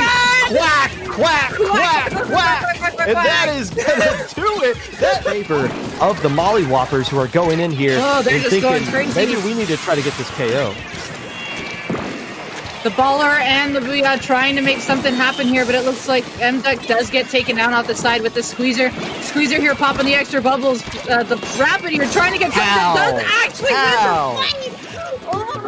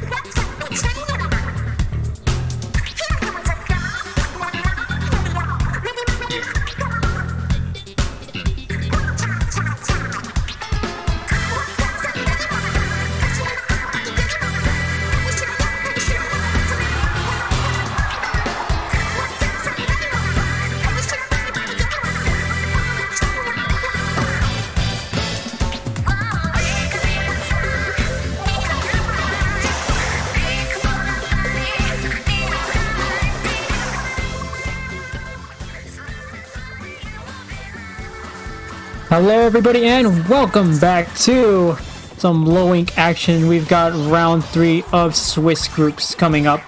We're going to see Marine Melody taking on Skill Issue, and we've got quite a few and I think these two, we're looking at 2 evenly matched up teams. Falco, what are you thinking? Yeah, you know, I know they've only played 2 sets so far, but both of these teams are 1-1. And we always like to try and show you the most competitive matchups that we'll be having on stream for the broadcast. So I think this is going to be a very good matchup for both of these teams. Marine Melody, one of those teams that we have seen very often in a lot of different tournaments. And Skill Issue, you mentioned we have familiar faces on their roster as well. Yeah, I mean, I might recognize Jim from a team that might be called Comet Blasters, from a university that might be called UT Dallas, but getting into Skill Issue is also a team I've been looking at for a while now. They did get into gold bracket in LSL 23. They did tie for 9th, but I still believe that these 2 teams are going to be evenly matched up, and we might just see. I'm surprised this might even be our first 2-1 match that we've seen so far. Yeah, I mean, based on how well these 2 teams play, I wouldn't be surprised if that were the case, as Marine Melody is also very competitive in the LSL sector of competitive Splatoon. But we're going to be starting off with Rainmaker on Snapper Canal, so the thing that's always said about this stage is the pop doesn't really matter. It gives you no special bonus because the pop doesn't paint. Yeah, I mean, you can get pop, but congratulations, you'll get a few bragging rights, and I might even give you a cookie if I happen to have one. But heading into our first match, we're going to be seeing our teams and our comps roll out. Marine Melody in the green and Skill Issue in the purple. And for Marine Melody, we've got a Junior, K-Shot, Hey Gal, and V-Jet. And Skill Issue is going to be looking at a Hydra, Zap, Octo Nouveau, and the C Dual Sculpture. There we go. Did forget. Yeah, and it looks like we do have double armor on the side of Skill Issue, just 1 armor on the side of Marine Melody. But with that, Marine Melody is going to take pretty quick control of mid. They are going to have a player go down. You know, Marine Melody, they're running a comp that a lot of people would consider just kind of like, I don't want to say the gold standard of today's meta, but something that we all very well see in this quad shooter meta game that's happening. But Skill Issues, they're still holding up on their own too, getting some picks. Oh, it looks like they're going to roll right into the wall. We've never seen that happen before on stream. But Marine Melody is going to be picking up the Rainmaker. They're going to quickly be going down. They were trying to push it on this left side, but unfortunately not going to push it very far. Yeah, that's the opposite of Vans. They're actually on the wall this time around. But moving on, Marine Melody is going to start looking at getting a few specials off, and they both go 1 down. So still looking at a bit of a neutral fight here. Actually, they do go. The Brush goes 1 down. Brush goes down now. K-Gal goes down now. They're going to start trading blows here, as we see neither team has had a huge push just yet. In fact, the biggest lead is 99 remaining. So we're in a minute 30 now, and I'm guessing someone's going to prove me wrong as soon as I say that. And there it is. 91 points remaining. Good job. 3 players down too. Look at this push by Skill Issue. Able to take it up the side, just taking advantage of the players that they have. This could be a 1-push KO. They're going to have to avoid some of these missiles, but they are going to be stopped getting all the way to 16. Nito, you called it out. We love a good commentator's curse on stream. I don't know how this happens every time, dude. And I think at least Skill Issue, if you might be sending me a check in the mail for that one, so you can thank me later. But Marine Melody is looking at they got 1 player down, so they're still trying to play a little bit more. You gotta be playing a little safe, because they did almost let that hop into a KO victory for Skill Issue. So Marine Melody might be looking at trying to get a few more picks on the board, which they do with that CDS, but they're going to start getting a pick in, and Sean's going to be sneaking up behind Marine Melody. Will it be enough? They do get 1 pick, 2 picks down, 2 players down for Skill Issue, and they do go to 74 remaining. Not the push they were looking for, but might be enough to jumpstart their offense. You know, Nito, you called this out earlier in a set prior, but the Octobrush Nouveau on the side of Skill Issue, they're doing exactly what you said that they needed to do, which is just get up on an area and just drop down and get the splat, get the flank. And that ultimately is kind of what saved the push and is maybe keeping the lead for Skill Issue right now. As Skill Issue does have a little bit more map control, the Rainmaker is going to be reset. Milk is going to be trying to push up again, but no, is unfortunately going to go down. But there's a lot happening that doesn't even involve the Rainmaker at this moment for Marine Melody. They're now going to be picking up the Rainmaker, trying to take it on this left side once again. Sean is trying to lead the way. They have a player advantage. Lily now going to be following them, going up the same route they were trying to take it before. Unfortunately for them, that's not going to be enough to take the lead as they are 2 players down. Oof, yeah, I saw that little puff of purple ink coming off the side of the right side of the screen there as soon as they picked up the Rainmaker, and I said, that's gonna come in handy for Skill Issue later on, and it did as they stopped that push. Oh my goodness, just 1 point away from the lead! Marine Melody away. Marine Melody looking so close yet so far, and Skill Issue is gonna reject that and send it back, so... My goodness, Marine Melody is getting so close to it, but just not enough. Skill Issue said, this is too close for comfort. We don't want anybody to be flanking up here and just pushing the Rainmaker any further. They opt to reset, like you said. But once again, Marine Melody going to be picking up the Rainmaker. Dino going to be trying to push up mid to take down Nemesis, who's on Hydra. But Nemesis able to quickly take them down. And now 2 players alive for Marine Melody. They still have the Rainmaker. Gonna struggle trying to get up this wall, but more members of Marine Melody are able to kind of hop in. But no, they're gonna be called out and splatted. And we have about 10 seconds left. Marine Melody has a player advantage. They're gonna be trying to pop this Rainmaker, but the Hydra and the Brush were in a very good position. Sean is going to be taking it up to wall. Are they gonna take the lead? No, so close. My goodness. Oh my goodness. I'm gonna tell you what. I kept yelling to myself in the head, someone go to the right, someone take the right path, take the right path right now. Oh my goodness, I felt like if they just took that path, they may have had a little bit of a lead there, but good effort there by Marine Melody, getting it very, very close to the lead. But Skill Issue was able to take off the defensive win there as they stopped 2 potentially game-losing pushes there. Great job then. Yeah, great job for Skill Issue. And for Marine Melody, that is a very hard position to be in, to be patient. You know, you're climbing up the wall, and at that point, you just have such little time or such little space that you need to move up. So it's kind of a now or never situation, no pun intended, but you just gotta push up and try and get the lead. Unfortunately, it didn't work, and it looks like they may have jumped a little bit, but oh man, it's just such a hard position to be in, especially when there's no time left on the timer. If Marine Melody had maybe 10 more seconds to try and get a pop or get a pick, they could have potentially taken the lead. But like you said, game 1 is going to go to Skill Issue. Yeah, and you start to look at the kind of moves Marine Melody were trying to make there. I mean, you saw K-Gal go up against the Hydra, and one thing I say about Hydra is that you never face it face to face, because that Hydra, I've done it too many times. I figured this out the hard way. It just blows you up in the next Tuesday. But the thing is that the thing about weapons such as like K-Gal, and I've said this before, you just gotta find the off angle there, and I think that's one thing Marine Melody is going to be looking for, especially with a comp like Skill Issue if they pull out the Hydra here in Clam's Piranha. Yeah, and this is one of those stages. I actually love watching Clam Blitz Piranha Pit. It's the only mode where players can strategically utilize useless, perhaps. So I always love to see it. But yeah, I mean, with the aggression, Marine Melody, they showed... The thing about Marine Melody is they have great coordination. For them, it was about just trying to win the 1v1s, and couldn't pull it off in time. But here... I mean, coordination is key in Clam Blitz, I think, more than any other mode. So this is a game that I think they can pull off. Call-outs are going to be the key here, especially with all the clams littered across the map, as Marine Melody pops in with the greenish teal turquoise.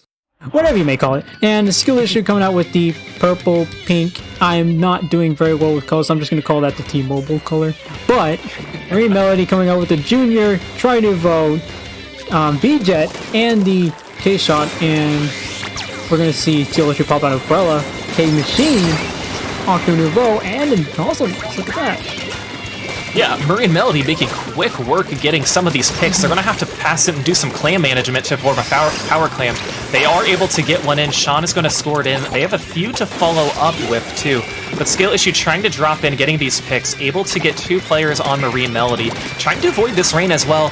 Marine Melody still pushing in. Lily's going to be pushing up the side, unfortunately going to go down. So on one hand, it's good that Marine Melody got below 60. On the other hand, they probably wanted to push a little more based on how aggressive their push was. Absolutely, we're going to start seeing that brush. I have a feeling you're going to be looking at that rail sooner rather than later, especially with 9 clams ready. And they got, oh, here comes all the missiles coming out from Marine Melody. Hopefully we won't be missing that in Splatoon 3. I guess we'll find out in a few weeks. But Skill Issue is going to start looking at trying to get a few more picks on the board. I think that brush is going to start. He's going to try to look for a sneaky pick there. Doesn't quite able to get it. But they do get a pick after all on Marine Melody. So we're going to start to see Skill Issue take a few more moves here as they get the picks. The picks start rolling in. But Marine Melody is going to put a hamper on their plans as they have their specials to go. That's right. I mean, it's a very neutral game right now, but Marine Melody has the power clam, and you know that just kind of puts a target on your back at one point. But now Junkie trying to just wait to see this power clam player try to push up so they can get the flank and get the splat. Unfortunately, they're not going to pull it off quite yet, and they are going to go down when they go up on the right conveyor. So right now, Marine Melody with the player advantage. It's now 2v2, trying to push forward just a little bit, gaining some more map control. And if you're Skill Issue, this is a hard position to be in. You just kind of want to play defense right now, and I want to see what the brush can do. The brush needs to go out and flank and get some picks and be very aggressive like that. Junkie was doing a good job getting those picks, but Marine Melody still is in control of this map. Yeah, and you know, just like you said, I'd like to see the brush get a little bit more adventurous with the moves there, especially as Marine Melody gets 3 people going down the conveyor belt. They got 3 down on, which is 4 down. That's a wipe, and that's a few more clams on the board. Marine Melody is getting very close to that KO. Just needs 3 more clams to work on it, and they might just be able to get it. The brush is gonna try to get on some of the action, gets taken down immediately, and that's gonna be it for Marine Melody's push. But oh my goodness, what a push that was! That was a very good push, getting the team wipe. Marine Melody, they had a chance to get the KO, but unfortunately, as they were swimming back to the enemy basket, they got caught in some bombs and were able to go down. But that's going to give them 35 penalty points. So 2 power claims won't even give you the win at this point. That just makes the penalty points that much more painful to have. But Marine Melody's still hanging on to this map control, not letting Skill Issue take over at all. We already have 11 KA from the Tri-Nouveau, getting these picks and getting some rain assists as well. And once again, Marine Melody in a situation where they have a player advantage and have a power claim trying to push forward, and they're suited pretty well, but they need to make sure they have a strong push if they want to try and get this in. I think Marine Melody so far has been doing a great job, and as soon as I say that, they go 3 down, so commentators curse again, call it whatever you might, but Nemesis says about 1 more clam ready to get they've got the power clam in. Can they get more points on the board? They need a lot of power clams, and they need a lot of clams in general just to get them going, but they do get down to 62 remaining. Nemesis in a little bit of a standoff between the C-Jet and them, and they're going to pick up that power clam, see if get some more points in there, see if they can get that one flying in, and in it comes like Superman. Is it a bird? Is it a plane? Nah, it's a power clam. They got 27 points remaining, and it might be enough to get them back into the lead. They get 3 down on Marine Melody. This might be the push they're looking for. They go 9 down. Oh, there's 1 more power clam. Junkie's able to sneak it in. Great job there. They do get wiped, however, but they do get the lead. We're going to start to see how many penalty points that is, because this could very well spell trouble if Skill Issue isn't able to keep up the defense. What a fantastic push there for Skill Issue. And if you're Marine Melody, that 30 seconds or so the basket would open was the longest 30 seconds in your life. But this is now going to be the score by Marine Melody. They're behind the basket. Can they get 2 more claims in? It is now a tied game. It's just the Kensa machine. Are they going to get one in? Lily trying to go in and jumping in. Will the basket stay open in time? They did it! Whoa! Oh my goodness. Tom Brady with the throw. Able to get that into the basket just in the nick of time. My goodness. Marine Melody proving they have the aggression needed to keep things going. And as soon as Skill Issue said, you know what, this may be a skill issue for y'all, Marine Melody said, no, this is a skill issue for you. Docks down that 35-point penalty gap and is able to take the lead. Dino from Marine Melody with 18 KA, Junkie from Skill Issue with 18 KA. Nito, you said that this could be our 2-1 set that we see on stream, and we are headed in that direction with how competitive both of these games have been, especially that Clay and Blitz game. I love it when it's so close like that, and what's really hard when you're in that type of situation that Marine Melody was in, you know that no matter what push you make, it has to be the best push that you have had all game, just because you have 35 penalty points that you need to make up. And Marine Melody, they did it. They were able to get those claims in, able to jump in and keep the pressure up on Skill Issue. So I have no idea what we're going to expect in Game 3 on Splat Zones, other than a very competitive matchup. Oh man, you said it, dude. I mean, the lead went back and forth within the last even last minute, or maybe 30 seconds even. But this last match determines a lot for these two teams, especially when you get into the later rounds, like in the middle rounds, because now you're starting to look at, okay, we start winning these matches, we start getting closer and closer to alpha or beta, whatever your goal is. So there's definitely going to be something on the line for both of these teams, as both these teams are looking at 1-to-1 in groups right now. So one of these teams could be flying upwards and one of these teams could be sent tumbling down. We're going to see what comes up next. That is right, and we're going to be moving on to Splat Zone's new albacore. So we just played on a big stage, Piranha Pit Clan Blitz. We're staying on the big stages where backliners tend to thrive. Splat Zone's new albacore. So we might see the Hydra that we have seen before, potentially the a V-Jet or C-Jet as well. But this is it for these two teams. Both, I know, wanting to move up to 2-1 in their set records. You see both teams come out, Marine Melody in the teal and Skill Issue in the orange. Marine Melody opting for the Junior Neo Splash V-Hydra yet again, and the K-Shot, and Skill Issue going for the Kenza Rapid E-Leader, and an Octave Rush coming out yet again, and a Nozzle Nose. You know, I like the pick from Skill Issue, but when I see that, I don't see paint as much. But they're going to prove me wrong by taking the zone very quickly, as they have a player advantage and are holding on to this zone, now in a 3v3 situation. It's all about protecting your E-Leader, and, you know, fortunately... well, I was going to say, fortunately for Skill Issue, they're doing a good job just getting these picks between the Nozzle Nose and the Crapid too, so they were holding on to the zone very well. The E-Leader says, protection! I don't need protection. Bop! There's a pick, but great job there by the leader, but it looks like Marine Melody is going to get some points on the board. Sean looking at it, 1v1 against Milk, does get the 1v1 win there. The Brain's going to start to come out, start challenging that paint, as they want to keep that paint going, they want to keep the pedal down. And it looks like the E-Leader might be able to get a decent amount of paint in. Great job there. But the missiles are going to start to come out. The bombs are going to start to come out. Everything's going to start to come out. That E-Leader's going to have to back up. And they might be looking at a push here coming from the right. And the Brush might be looking at a little sneaky move here. But we'll find out soon enough. Right, Marine Melody able to take the lead during that exchange, but like you said, identifying where the brush is, who's going to be the flanker, is going to be key. And with that, Skill Issue now going to be taking the zone once again. Have quite a bit of penalty points they need to get through. as Marine Melody got all the way down to 29.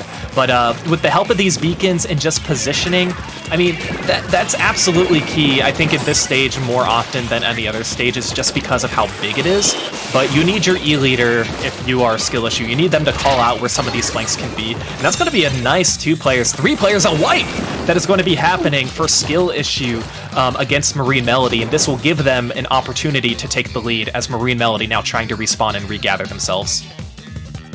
Yeah, Skill Issue able to take care of the mistakes that Marine Melody made right there and able to take care of the lead just about now. There's the lead, and Skill Issue is going to be looking at making sure that you're able to keep them at bay. As you see one of them try to sneak in. Actually, they go 3 down. It's all up to Lily here, who's going to try to make a hero play with the junior.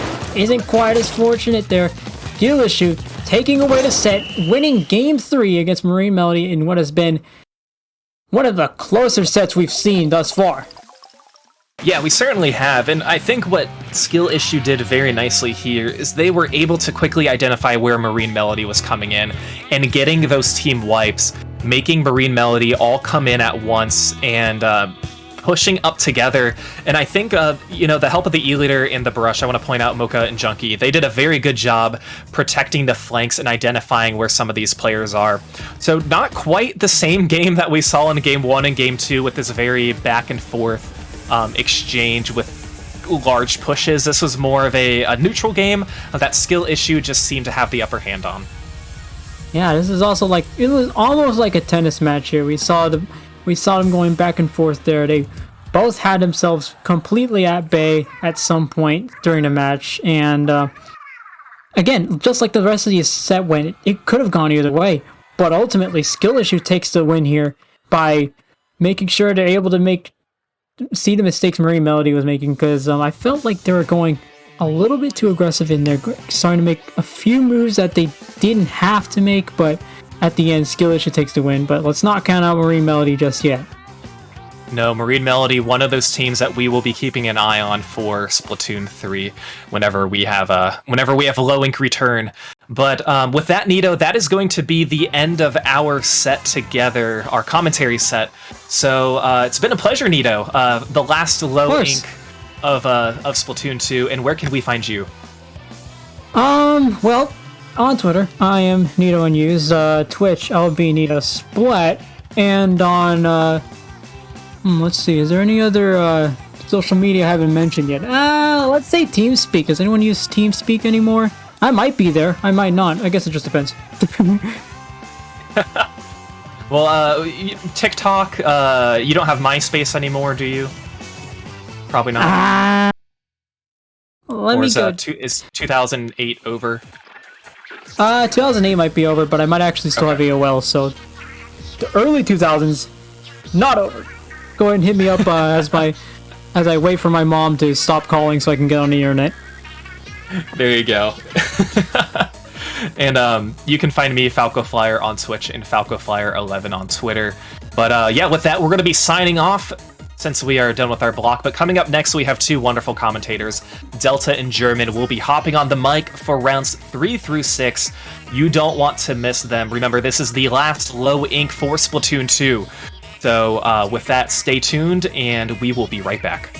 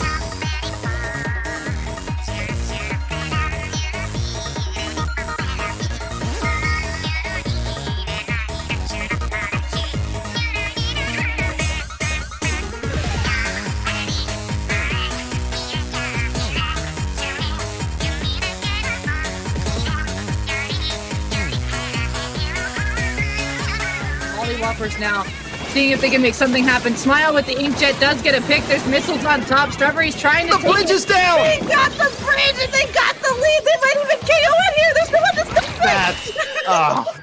That's why. That very play right there is exactly why. A lot of adjustments being made here from the sides of Ink Killers. I like it. Oh! Sure, with the missiles, they're quickly fighting 2 off of that pop. They're going to look for the 3rd one. They need to pick up this Rainmaker and move. Well, they lost 2.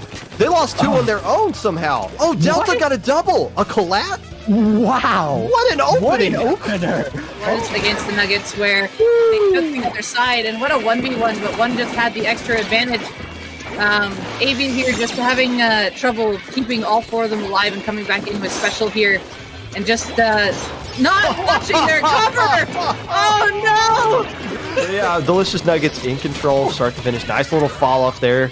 Able to get revenge on the Splash player going down, but Lucifer rotating back. You know what? You got man advantage. Let's just hold on the zone a little bit longer. Let's let them come to us. We're going to be done with these penalty points and let Delta punish everybody who oversteps their boundaries. There's one. Delta looking for the Took second the one. tower too early!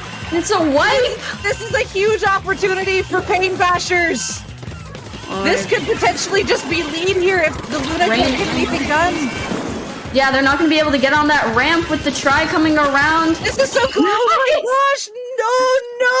No! But again, I talked about this. Trying to force her on this right side. Yeah, that's kind of the route, but nobody's trying to flank. But 2 players go down! That's a wipe!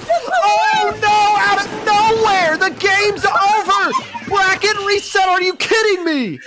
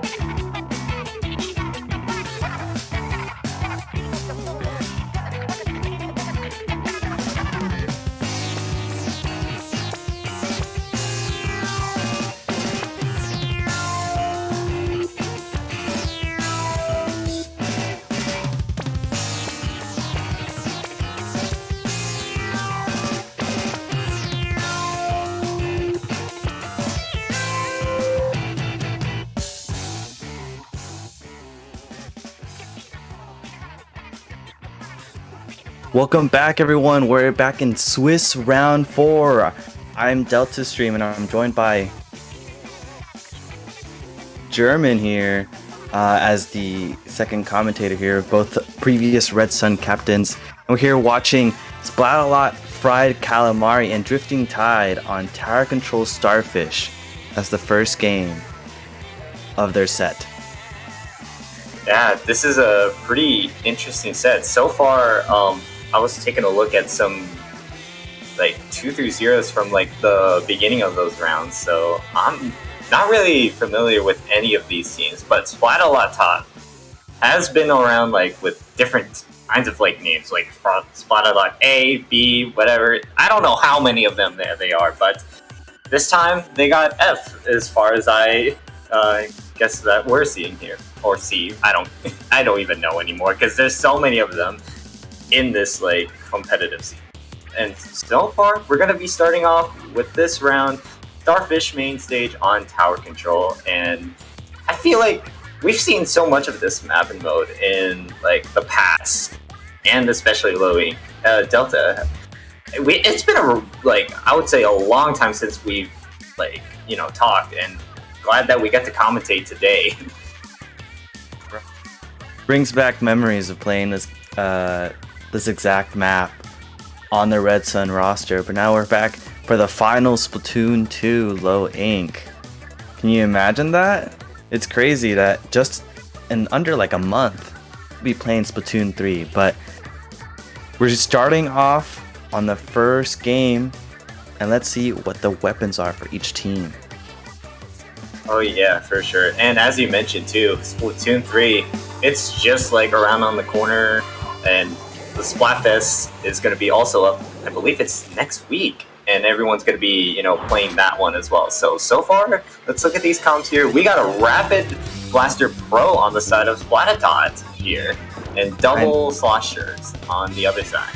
Right, I noticed the exact same thing. Double armor for Splatalot, and it's Rapid Pro, mind you. I love this weapon. Wow. Okay, so we have Drifting Tide already going for a quick early push, not even 30 seconds into the game. Almost at first checkpoint, 2 down for Splatalot, and that's 2v2 situation. First checkpoint already gone. It seems like Drifting Tide just really wants to finish this game quickly. Yeah, they already got that early set here for themselves, so far, they already got the push that they wanted now, so they got through the first checkpoint. Now, I think Splatalot is still trying to recover, but, Drifting Tides are still pressuring them as much as they can. Look at them! All the members of Drifting Tide are already at their territory, and that's 3 members down on the side of them. I don't know if this could be just a knockout, but I'm not gonna jinx myself just yet. Splatalot could have a chance. They gotta make some picks here to make it happen. Wow, Trig with the triple to a wipe for Splatalot. Wow, that is a great comeback after this long push for Drifting Tide. It almost seemed like they were about to win the game, but it seems like Trig brought it back for them. Splatalot trying to paint over the map, trying to get this their footing back in after basically getting the rug pulled out of them, but Ramen with this unfortunate Booyah Bomb. Oh my gosh, I was like, wait, they're underneath the grate. I was like, that's not where you want to pull your Booyah Bomb at. Maybe it was my mistake, because maybe in their comments, just wait, this is not where I wanted to be. Anyways, but yes, as they pointed out, Splatalot really recovered that push that Drifting Tide had, and now Splatalot could just have that reset, and now that's 1 member down on the side of Drifting Tides. Maybe it's their turn to make the push. Inkjet already getting off, so that's counting that as 2, but 1 member was able to get caught on the side of Splatalot, so right now it's just been trades and picks after pick after pick from each of this game. Yeah, Splatalot trying to go for that second checkpoint now. 2 people down on the side of Drifting Tide, but it seems like they don't want, Drifting Tide does not want Splatalot to get that second checkpoint. Throwing bombs, using their specials. This junior right here, JF, really just trying to zone Splatalot away from the tower, as the splash goes down. 2 down now on Splatalot. It seems like only one going for the triple now. Coming back into their base. They're trying to do the same thing they did in their first push. Situate themselves into their base, let the tower ride in, and then just have an easy final checkpoint to pass by to end out the game. Yeah, so far I really love this aggression that Drifting Tides are doing against Splatalot, and it's really, really working for them. Even at the beginning of that start, they just had that push to a remaining 11. They were like halfway there to get that last checkpoint too, which was unfortunate that Splatalot was able to wipe them out with that push. They were not able to get that last checkpoint. Splatalot just says no to them. And so far we have got some specials online already popped up. So far it's already, I'm seeing this neutral so far. Everyone's trying to at least find at least a pick here. Drifting Tides, they only got a minute left. If Splatalot wants to make it happen, they gotta make something play for the last minute if they want to make it happen. Yeah, and I just wanted to point out that Drifting Tide has this incredible special coordination. If you saw earlier, they were just using their armors in order to stall out Splatalot from coming back into that mid section. But now it seems like Drifting Tide trying to go for another push, just trying to keep no Splatalot, my bad. Splatalot super down. But only one not allowing the tower to get any further. It's just zoning it out with the sections going up, but there's only 20 seconds. Right, good jump back, paint for that special, try to missile out. There's already 2 down on Splatalot. Void fighting for their life on tower, but Drifting Tide does not let them back in. It seems like this is gonna be a first game for Drifting Tide right here. Yeah, absolutely. And this was really into the favor of game 1.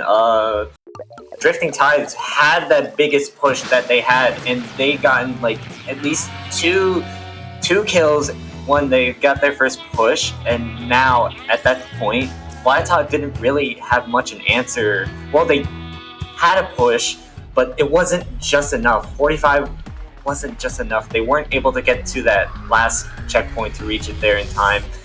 But for Drifting Tides, they just really, really had well coordinated, as you pointed out, the special coordination and everything that they are coordinated. They were really comfortable from game 1. Yeah, Drifting Tide really had the advantage from way into the game as they passed all but the final checkpoint.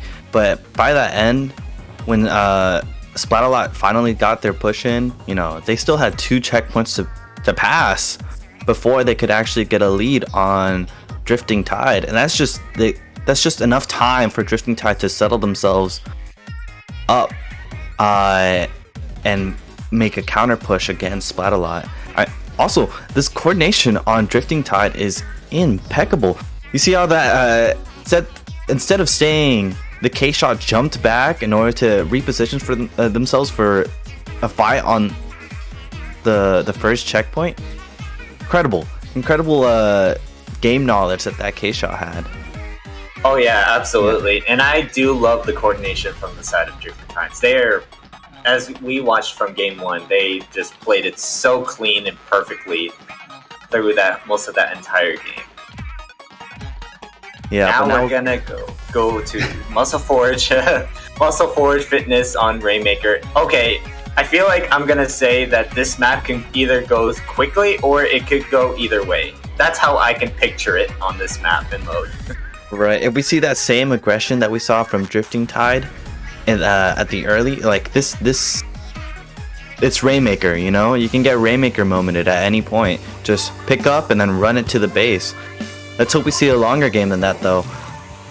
As we see different weapons on both sides, we see a kind of slow Flingza, but Sploosh. You know, it's a missile zap on the side of Drifting Tides. 2 down off Splatalot from the pop. Drifting Tide immediately picking it up, taking it right. This might be what I was talking about. Commentators curse.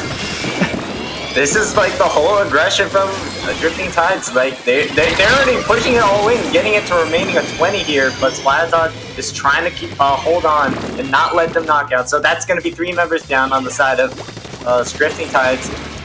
What a start for Drifting Tides, Delta. Like, as we both mentioned, you mostly mentioned from Drifting Tides, all this coordination, the knowledge, and everything that they are playing as a team, they're doing it really, really well through Game 1 and now Game 2.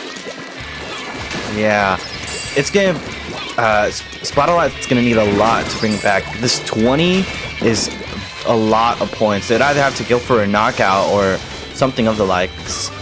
I don't know if Drifting Tide will allow it, but at the moment, 2 people down on the side of Drifting Tide. Splatalot picks up. They're thinking of taking that right, just as Drifting Tide did earlier, but it seems like Try going in for that Rainmaker kill, just not quick enough. Void trying to fend themselves off, but the missiles get them, unfortunately. Really unfortunate for the Rainmaker holder trying to at least escape those missiles, and Drifting Tides are finding those picks that they really needed as much. And look at that, 3 members down on the side of Splatalot. So I think if Splatalot they need to find an answer to them, because like all this coordination from I haven't really gone to much from Splatalot, so they need to make something happen here. Like, probably not right now, but you could take a little bit of time here since we're only during the mid of the timer right now.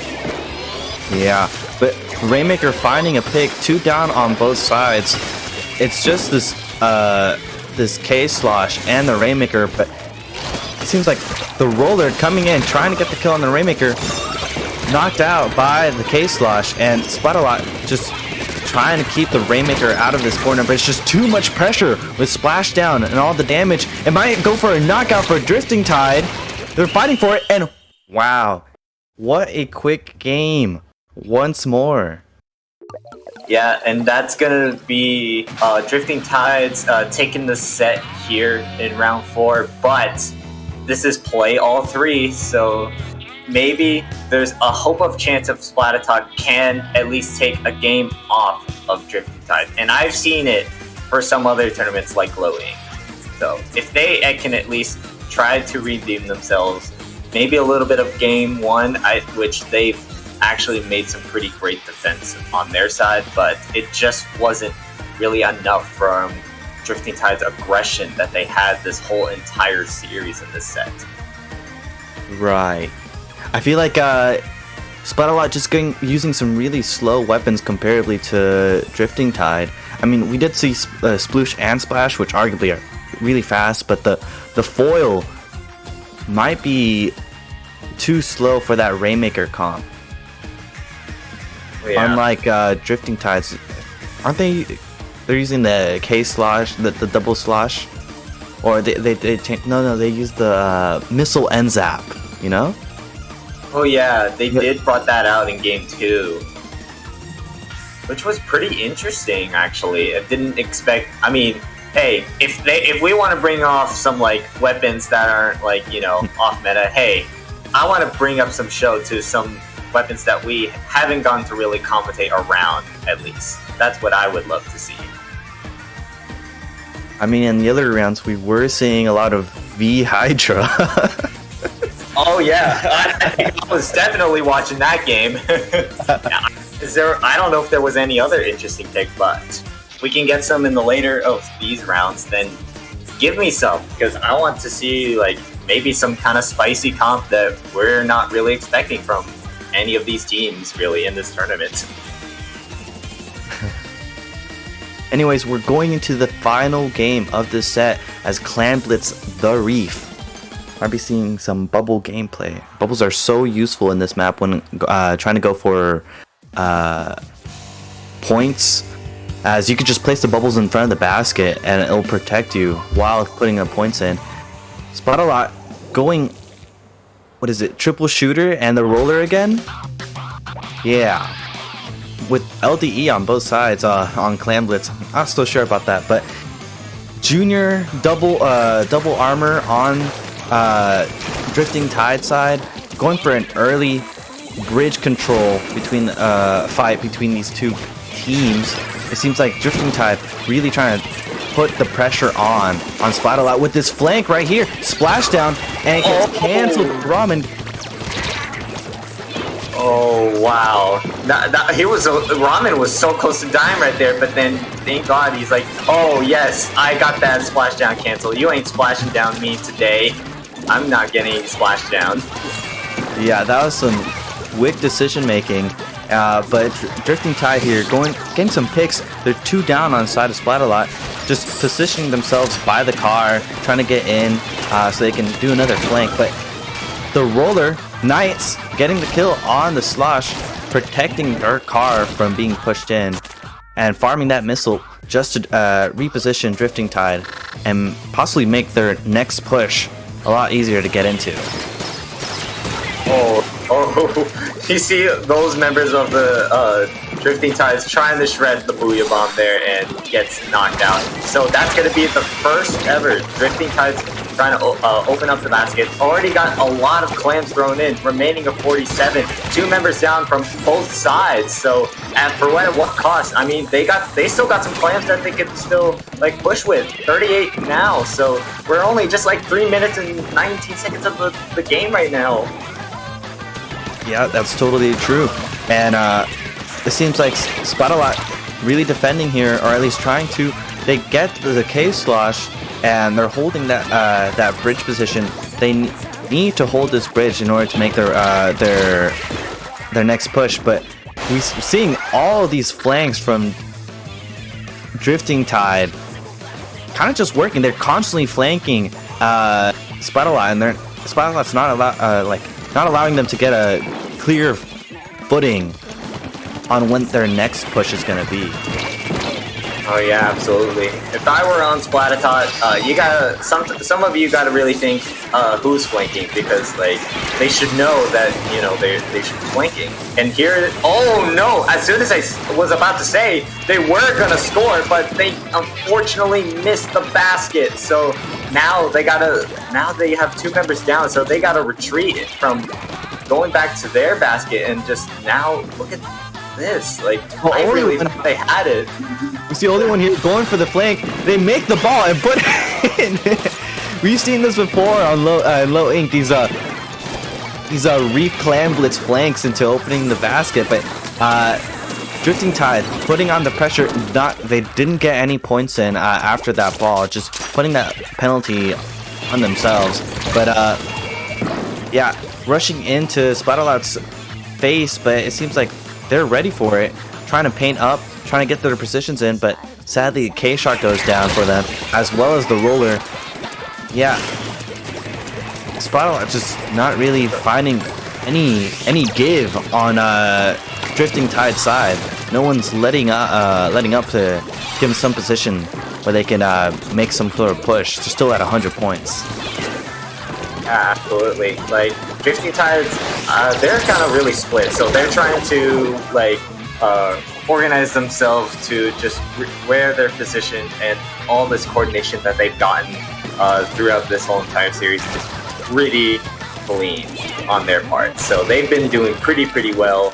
And now, we got a sneaky super jump, and now they got the penalty. The penalty is over. So they got a little bit of clans, but it's only the Tri-Slosher left, so they can't go to the basket, so they have to stay. Only 45 seconds on the timer. Splatalot needs to make it happen if they want to at least score a basket. So 2 members down outside of Splatalot. So far, I can't really say there's so much things are going to happen. Splatalot needs to do something right now if they want to win at least one game off of them. It seems like Splatalot's just being hammered by when both sides getting flanked while having that K-Slosh pressuring that bridge.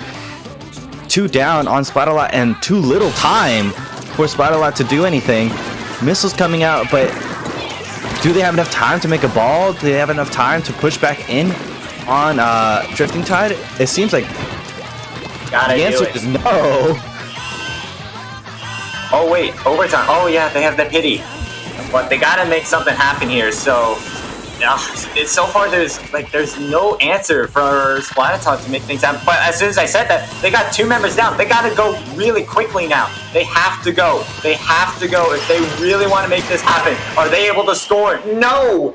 Just they had a little bit less of time to at least score. They got the Booyah Bomb ready for the basket, but it just wasn't enough time for them to score. That entire wow, that was unfortunate. So now, Drifting Tides will be taking the set 3-0.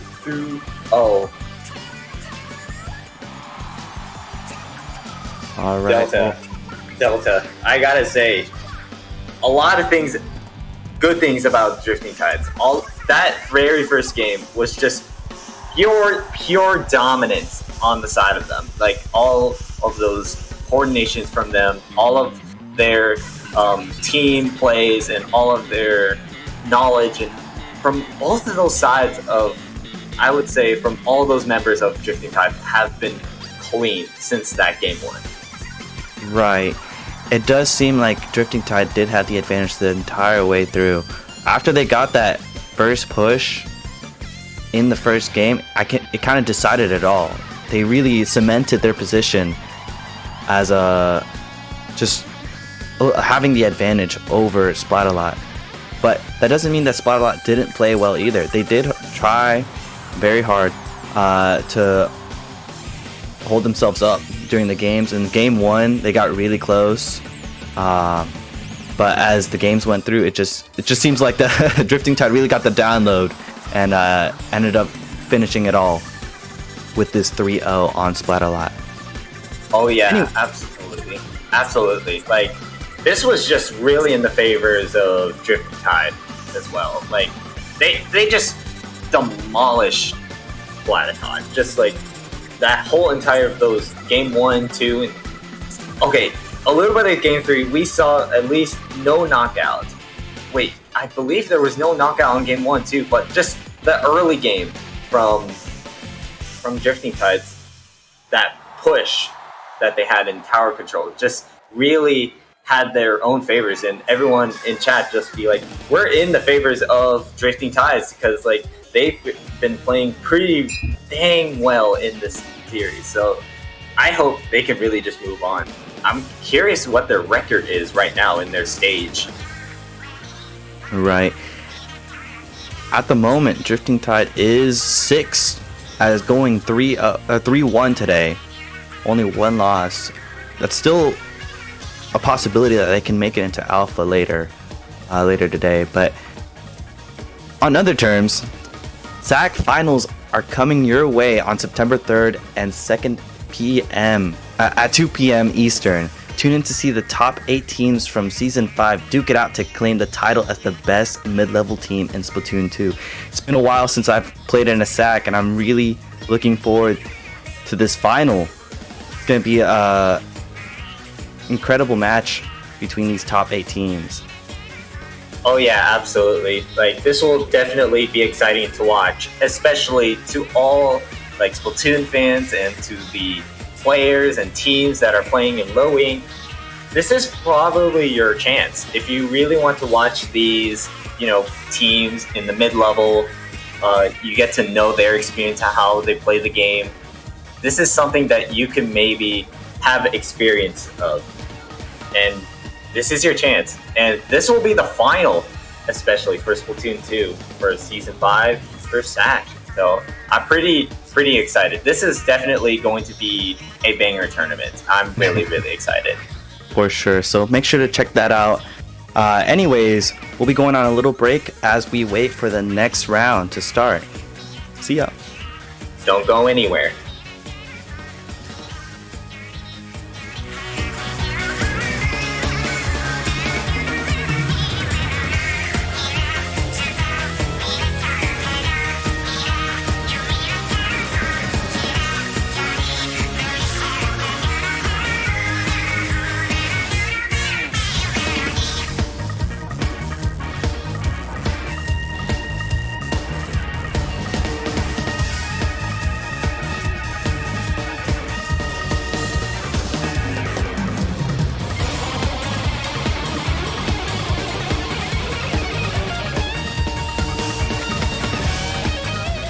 Gophers now. Seeing if they can make something happen. Smile with the inkjet does get a pick. There's missiles on top. Strawberry's trying to take The bridge is down! They got the bridge and they got the lead. They might even KO it here. There's no one to stop it. That's why. That very play right there is exactly why. But again, I talked about this. Trying to force around this right side. Yeah, that's kind of the route, but nobody's trying to flank. But 2 players go down. That's a wipe! Oh no! Out of nowhere! The game's over! Bracket reset, are you kidding me? The splat bomb, I think, is what... Jump out. So this could be good. There's 2 down on the side of the Nuggets, and AV looking to try to push it. Eider's leading the way here with the try, but there is one up above, and the Stingray goes out. 2 seconds left. That is game. And Rip. Going to be very useful for the Nuggets right now. Still tons of time left on this clock. I mean, a complete comp change. Anytime you can force your... Oh, excuse me! Quack, quack, quack, quack! And that is gonna do it! They took the tower too early! It's a wipe! This is a huge opportunity for Pain Bashers! This could potentially just be lead here if the Luna can't get anything done. Yeah, they're not going to be able to get on that ramp with the try coming around. This is so cool! Oh my gosh! No! This is what I talked about. You don't want to end up in a Rainmaker moment. Missiles are going to stall them out here, and it's going to buy enough time for a respawn to cease. They're going to try to jump the ramp. They're going to jump the ramp. There it goes! They're struggling! Oh my gosh, out of nowhere! Oh! At one point, Apeskiller survives! But not. No, they don't! No, they don't! Unable to find the pick there. But this tower is moving. Paired up with that inkjet. It can go in either way here. Checkpoint does end up going, or not checkpoint, but lead. What was that? Oh my! Oh! Oh, bomb! A lot of adjustments being made here from the sides of Inkkillers. I like it. Oh! Sure, with the missiles here, quickly finding 2 off of that pop. They're going to look for the 3rd one. They need to pick up this Rainmaker and move. Well, they lost 2. They lost 2 on their own somehow. Oh, Delta got a double. A collat? Wow.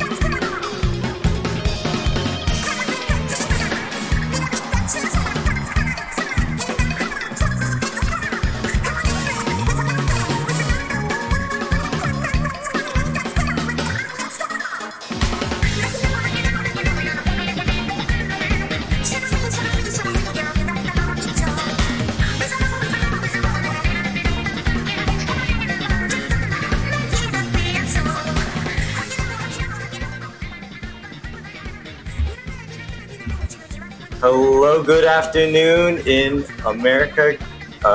This is Swiss Swiss round 5. Excuse me, my words. We're gonna be watching. I believe it was Dumplings versus Neon Palm Tree, and I am joined here with Delta. Yes, hi there. Glad to be back for round 5 of Swiss. And mind you, this is Group A. We just swapped from Group B in our last round. And this matchup is actually, this one and the next one for both of these teams is very important on deciding whether they'll be in the alpha or beta bracket. Both of these teams are 3-1 right now. One more loss, and that should, I believe, automatically put them in like beta. And if they lose again, it depends. But forever, it's really important for both of these teams to win in order to make it to that alpha tomorrow. Absolutely, yeah. A lot of teams are like 4-0, and as you pointed out, these two teams that we are watching are 3-1. So yes, this is going to be very, very important if they want to move on to alpha and try to win low ink. Both of these teams need to make this chance, and I hope we'll see some great action from both of these sides. And we're going to be starting on our favorite map of the game. It is Macomart on Splat Zone. Yeah, this map is pretty great. I love playing Junior. Actually, all supports in this map are really enjoyable to play here. It's just one of those really fair and balanced zone maps. Anyways, we're just waiting for the match to start now as we go into game 1 of their round. Yeah, and I'm not really too expect of too much of these teams because I'm not really familiar. But on the side of Dumplings, though, I do recognize Cornflower, which is a Splatoon streamer, I believe. So if I'm not really correct on that one, so we'll see after this matchup. So what do we got? We got a Firefin Charger, but it's not going to be the scope this time. It's unscoped Firefin, which I love to see it. I would love to see some like flat Charger unscope action. Yeah, definitely. Obviously, if Junior already has armor, they're holding it, using it now for the side of Dumplings. But it seems like Neon Palm Tree trying to get those early points as the Junior goes down on Dumplings' side, and Mumpy almost going down to that. Instead, going for this hammer kill. Wow. Some great value out of this hammer as it's 60 points on the clock for Neon Palm Tree. Oh, I think you probably just saw that, but like the hammer was trying to get the one. I don't know who jumped, but they were like, I thought they were gonna get him, but now look at this. Dumplings are trying to fight back against Neon Palm Tree, so they got the zone. So that's at least a decent big penalty for Neon Palm Tree. So look at, oh my gosh, trades are after back here. So far this is like, oh, that's 3 members down on the side of Neon Palm Tree. So if they're able to keep control, and look at this map control, they got at least what they wanted. So now they gotta hold it off if they want to at least take this lead here. But I think Neon Palm Tree will have an answer to them. Yeah, Dumplings, the T-Tech definitely overextended in that push right there for that fight for paint. QB here, but now they're trying to get back onto their own stack as they breathe bomb into the zone. No jet yet, but they're holding it for a better position. The zone's uncontested, but the bomb rush and armor, it seems Dumplings really want the cap at the moment so they can continue counting down that penalty timer. It's like all like as you pointed out too, because like this is like really about just like going for that paint of around to the zone, and it's like gets all neutral every like time we've seen like any of these teams will go for it, and already we got some specials already pulling out. So far they're gonna really keep it to themselves on the side of. I don't even know which color they are anymore because I am. Okay, so Dumplings is blue. Okay, there we go. Yeah, Dumplings finally getting a higher score than Neon Palm Trees and still taking down that timer as Mumphy jumps back. They need a reposition for this final push. The time is ticking at this moment. They need everyone alive in order to take back this zone as Mumphy goes down, and it seems the first game goes to Dumplings. Yeah, what an exciting for them to be on here on the stage. So I do want to point out for a bit of both of these teams though. Like I thought really Neon Palm Tree had so much of control that they've gotten, but Dumplings had an answer to them and saying, we are coming in through the door and just take that zone, and then we have a lot of that control around in the mid of that game. That's how we are going to win. During our mid game, play it slow. And that's what Dumplings did. They played much of their time in getting all that coordination, all the specials that they had, and they did it. Yeah, totally. Dumplings found their footing, positioned themselves in a way to win the match just by staying alive and getting the correct picks on Neon Dumplings. Mind you, I just wanted to point out that junior was C- on zones. Pretty awesome. Good for them. It's really funny. But we'll be starting on game 2 on Tower Control Manta Maria. This is gonna be about like bunker and street control. Once you get that tower already at the street, and that's where I think it's gonna lead towards that Delta.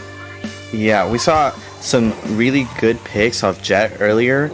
I hope to see if someone pulled out a Inkjet again, but yeah, QB back with that T-Tech, so you'll see that again. And your unscoped charger, Noki, for the side of Neon Palm Trees. Very interesting for both sides. So far, we already see Neon Palm Tree already going through, but they're already getting pressured by Dumplings here. Cornflower already got that pick on the zap, so arm is being pulled. All this pressure. Cornflower is not done yet. They're trying to at least get a pick there. More and more picks. Cornflower is trying to find more, but Noki is at least trying to pick one of the members off on the side of Dumplings. So far, only was it Dumplings? Yeah, Dumplings had the touch of the tower first, but they don't get a push just yet until they get those picks first.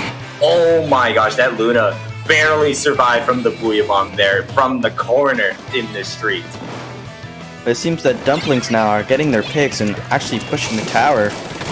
Using Jet, T-Tech going down on the side of Neon Palm Trees. They're really putting pressure on this top left. They've definitely secured it. And just Tico here riding the tower. They got first checkpoint. 2 people down on the side of Neon Palm Trees. Looking really bad at the moment. Mumphy getting one pick. Cleaning up that tower. Let's see if they go for another. But 3 people down on Dumplings. It seems this push has been nullified as Ember staying alive. Just trying to get those extra points off as much as possible. But 47, that is a really good early push. I bet Dumplings is probably looking for more out of that push, but you get what you get, you know? Absolutely. And we already see some specials already pulling out. Ray was already pulled out, where we get to see the whole entire map. Ball has been popped, but it got shredded by the side of Dumplings. But at what cost, though? We already getting some of these picks from Neon Palm Tree here, and now it's their turn to start a push here, and now they're going to get the tower to their street, so they have to get at least past the second checkpoint if they want to get this lead. Right, this Luna Blaster really using their specials and their sub coordination perfectly in order to take that triple kill, as Tico goes for these missiles on the side of Dumplings, but Neon Palm Trees is still counting down that tower. 42 now, 41. They are pushed past that second checkpoint and are now looking They unfortunately did lose the tower by closely to the first checkpoint, but Cornflower's here, trying to get into that top left again, fighting that charger as QB goes down to that Luna Blaster. This Luna is going crazy this game with these picks. Yeah, absolutely. And trying to help the team to at least find the last to finish the damage off of them. And I feel like that's what a Luna would also do. Cornflower, I really like Cornflower's aggression right now. Like, we already see them already going through enemies, like a street, and that's going to be a full wipe on the side of Dumplings now, and that's going to be a reset now and able for Neon Palm Tree to recover, and they still have that lead still.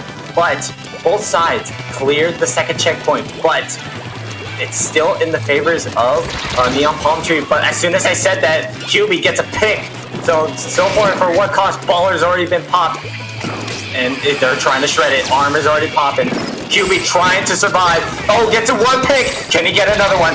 No. That is going to be the end for QB. Trying to get at least those 3 picks, a 1v3 there, but couldn't that make that happen? Trying to deny all of that. Wow, what a crazy mid-game right now. Only 1 minute remaining now, Delta. Things are going to be really spicy right now. Yeah, as we saw earlier, this Luna is really taking these close corner positions in order to get these picks. It's super tight around the street, but Mumphy right now going to try to defend their, 3-point lead? Or no, they're actually not in the lead at the moment, the Neon Palm Trees. But Dumplings trying to keep the tower in the Neon Dumplings base, because as long as the tower is in their base, they can't push it. You know, they won't be getting any points. But QB still riding tower, almost to the lead, and QB gets to the lead. Wow, 2 people down on the side of Neon Palm Trees. QB going for the jet. Really, 3 down. Wow, incredible plays from QB here. Oh my gosh, QB, you are a mad lad right there. You are really popping off on this last minute. It's now going to be overtime. QB needs to make at least a hero play for them if they want to stop Neon Palm Tree to stop it, but that push. But now, QB trying to take all of that, and they did it. And now, Dumplings will be able to take the set here, 2-0, but it's not going to be over just yet, though. We're going to be playing all 3. There's still going to be a game 3 here. So, oh my gosh, Delta. That was a really spicy game 2 there during that mid to the end. What just happened? I know, there's a lot of hero plays that we saw right there. As, Matt Nick getting the quad on Dumplings, but clearly it just wasn't enough to hold their lead at the very end. And we see a person DCs on one of the team. So it's going to take a second to remake the lobby as we bring all the players back so we can play that final round. While we're waiting until all the players get into the lobby, so I kind of want to do a little bit of a recap, Delta, from Dumplings. Like, they've had so much of success on plays that they were able to make, and from like the beginning until the end, and I feel like their mid game was just like they were feeling so much pressured by Neon Palm Tree when Neon Palm Tree got that lead in that second game, but their defense at the end really, Dumplings just crushed Neon Palm Tree at the end, because of QB really popping off with the T-Tech and Inkjet. What a hero play from QB. QB was just MVP from game 2. Yeah, most definitely. QB really showed off their strengths as a frontline player and brought it back for Dumplings. It almost seemed like, both teams were tied almost in points, and QB just finally got those extra points for Dumplings in order to finish out that game for them. But they definitely popped off in those close quarter situations with their decision making and whatnot. Yeah, and I do like their decisions that they've been making mostly this entire series. Like, they were waiting for the final like push and the timer. Like, and as you saw from Dumplings' perspective, they played so much time, and they needed that time to at least for the timer to run out and make at least some kind of hero play for them. And when they got that tower already pushed, QB really just popping off with that T-Tech. As I pointed out, they just really just crushed the rest of the members of Neon Palm Tree at their street, and just not dying too, just really making all those dancing moves against them. They were just like, yeah, QB was just dancing on them from the tower, like around the tower. QB got them picks and then hit the gritty on them. And now we're gonna be going to game 3, and we already know Dumplings already took the set here. Game 3, as I pointed out, it's gonna be on Humpback Pump Track on Rainmaker. So this could go like any either ways. You got enemy bunker to push, and then you got elbow. Wherever play that you want to make on a situation, you gotta make it really quick, because, as you pointed out, Rainmaker moments. Yeah, totally. This map also has some very open quarters situations. We might see some more long-range weapons other than Charger. I don't know how great Charger is here, unlike C-Jet with its Ray and whatnot, but most of the players now are queuing up, so we can finally go into this final third match for Dumplings versus Neon Palm Trees.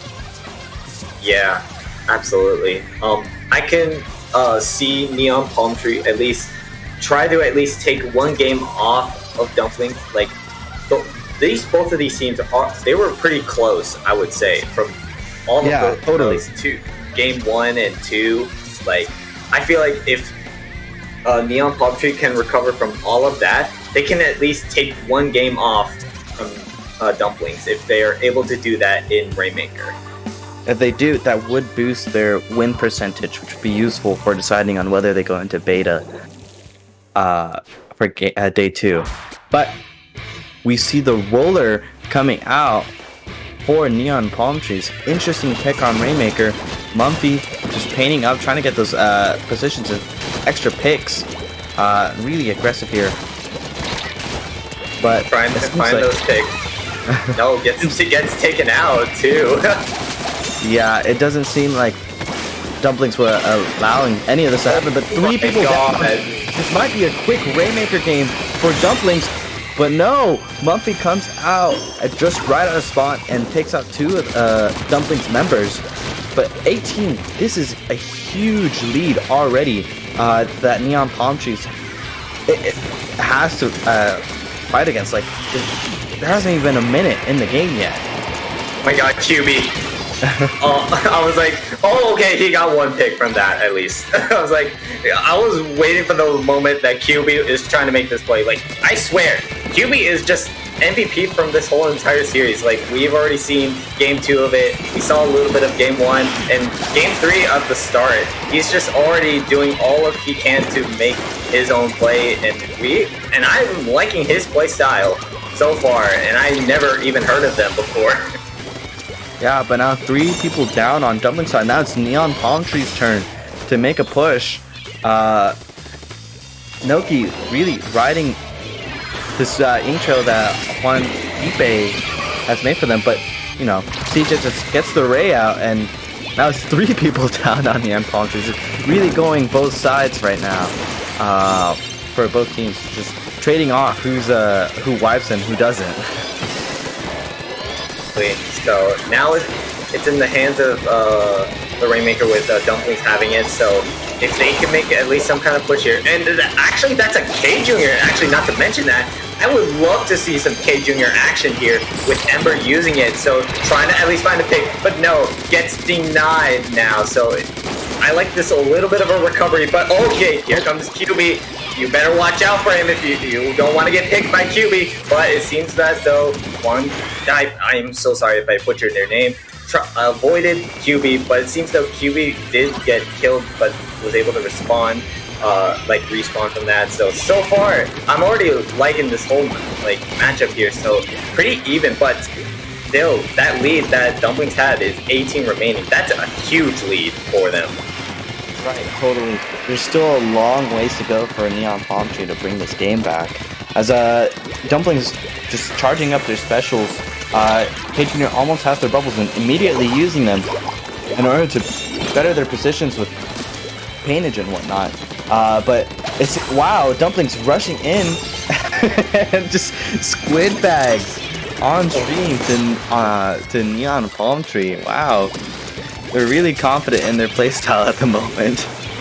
Yeah, Neon Palm Tree is not giving up, so they already had to say this to them, probably multiple times. We're not giving up until this matchup is done, even though they did lose 2 games. They can at least still try to pick up. That's 3 members down, but they do have a Ray. They have to make at least some kind of play here. Ray has to be popped if they're able to do that. Cornflower is trying to use the Ray as much as they can, but no kind of good position right now. Look at this, aggression from Neon Palm Tree. They could maybe potentially get the lead, but the Ray's already been pulled out. Not trying to find the Ray. That's gonna be the lead. I won! Oh my god! And now it's just gonna be a 1v1 now. Only the Roller and CJ remains, but the Roller is still going in the good game. We have that! Oh my god, Delta. Right, Mumphy bringing it back for Neon Palm Tree as Splashdown chipping away at that at the Rainmaker shield. It just wasn't enough for Cornflower to counter shred it. And game 3 goes to Neon Palm Trees. This will benefit them at the end when it comes to day 2, as now their win percentage goes up. So they might beat other teams into beta bracket. But amazing set between these two. Absolutely. What a good push from the side of Neon Palm Trees. The Roller, yeah, as soon as we saw those, there were 3 members down on both sides, T-Jet and Roller. So Roller was able to get the pop, but at what cost for the C-Jet trying to do there? It's either you get picked or you just get through bombs. At that point, the Roller says, I'm going to knock it out. I'm risking everything. I'm going all in. We'll at least take down 1 game off from Dumplings. And that's what they did.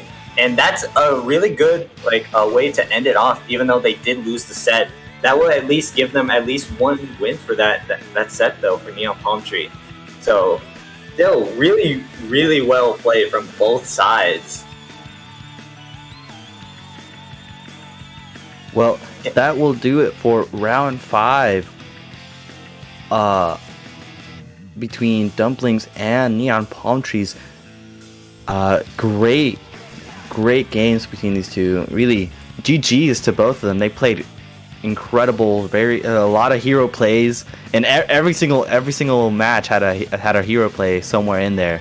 But we'll be going on a little bit of a break as we go into round 6. Don't go anywhere.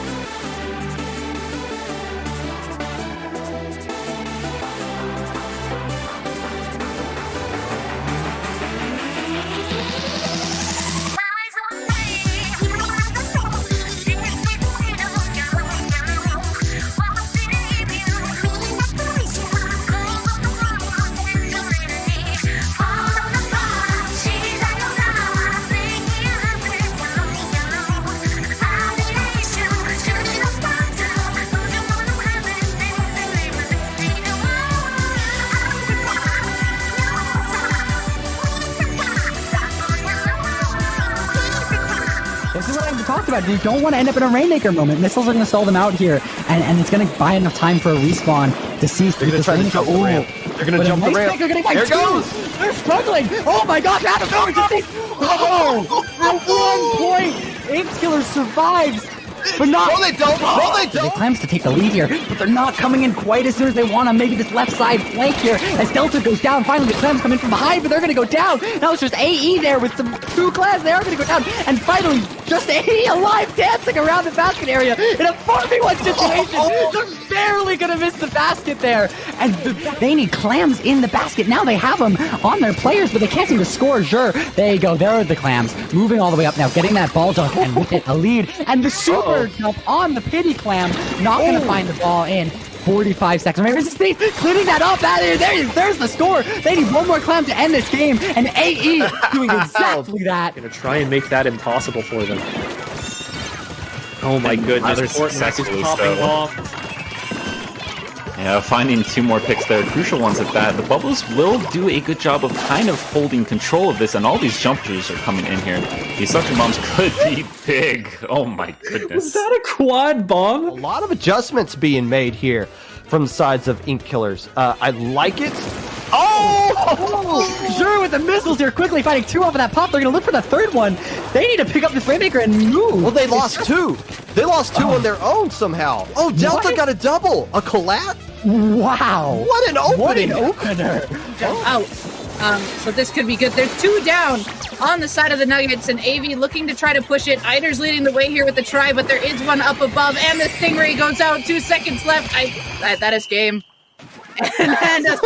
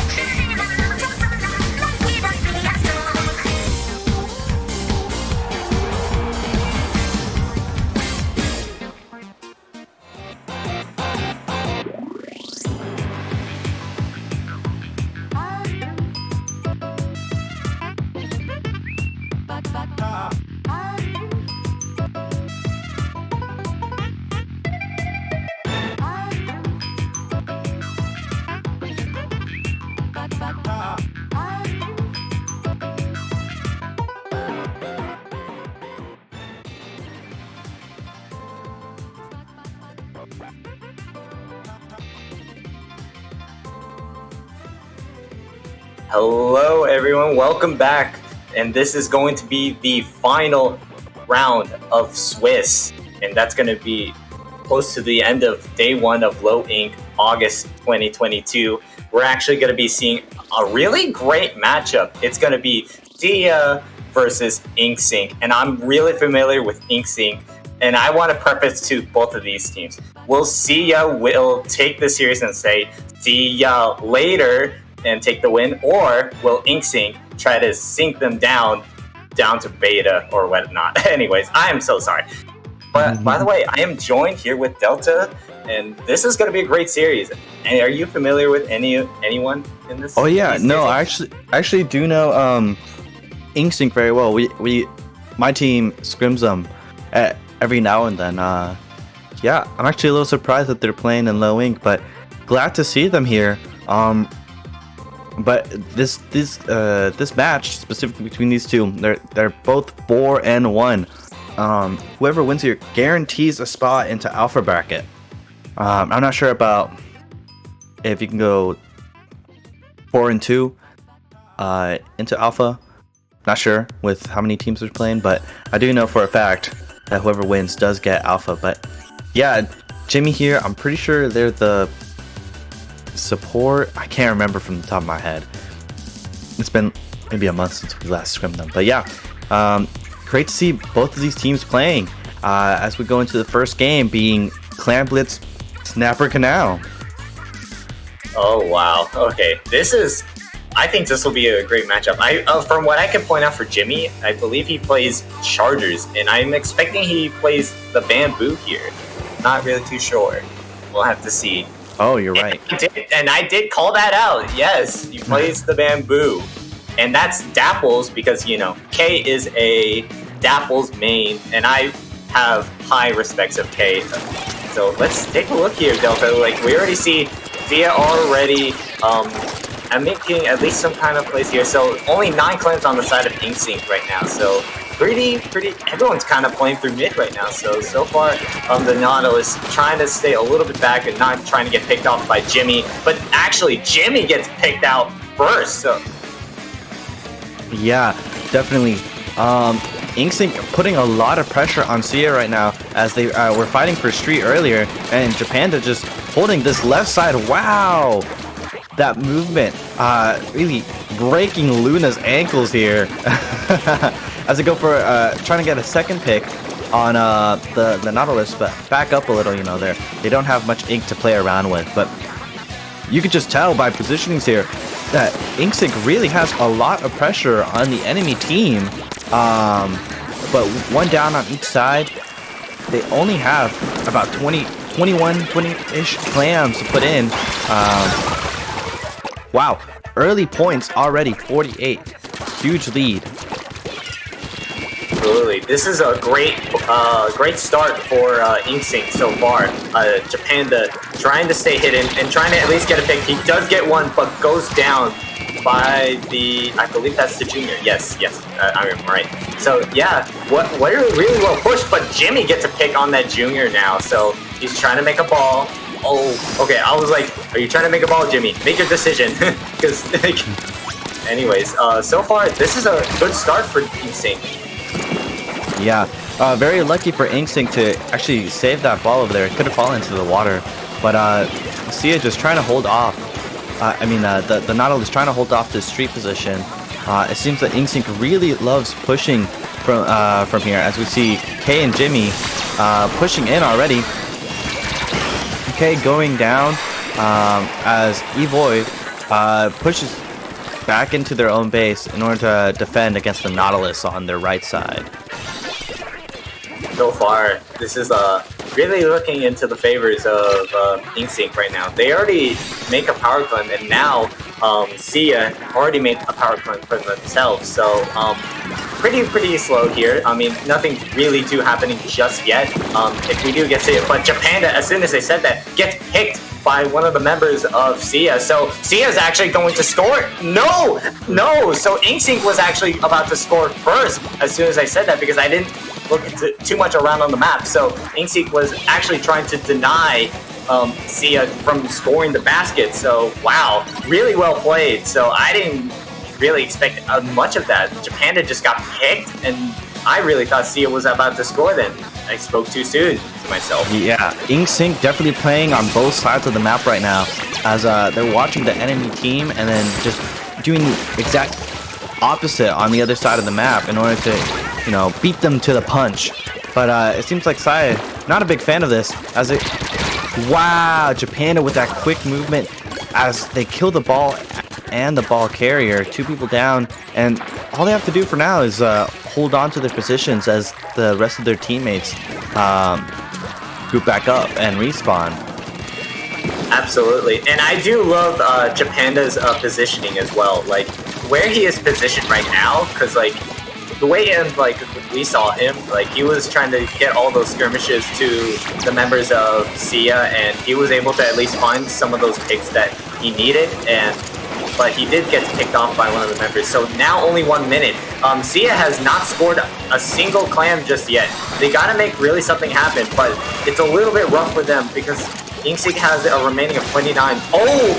There's already 2 members down on the side of Inksync. They gotta make a play here now, so they finally get to score. But now, for what cost? They need to find picks. They need more clams if they want to get the lead here. So far, they're trying to at least do their best to score, but I'm not sure if it's really going to be enough. But as soon as I said that, here comes the power clam. Are they going to not miss it? And now, look at all those clams, Delta.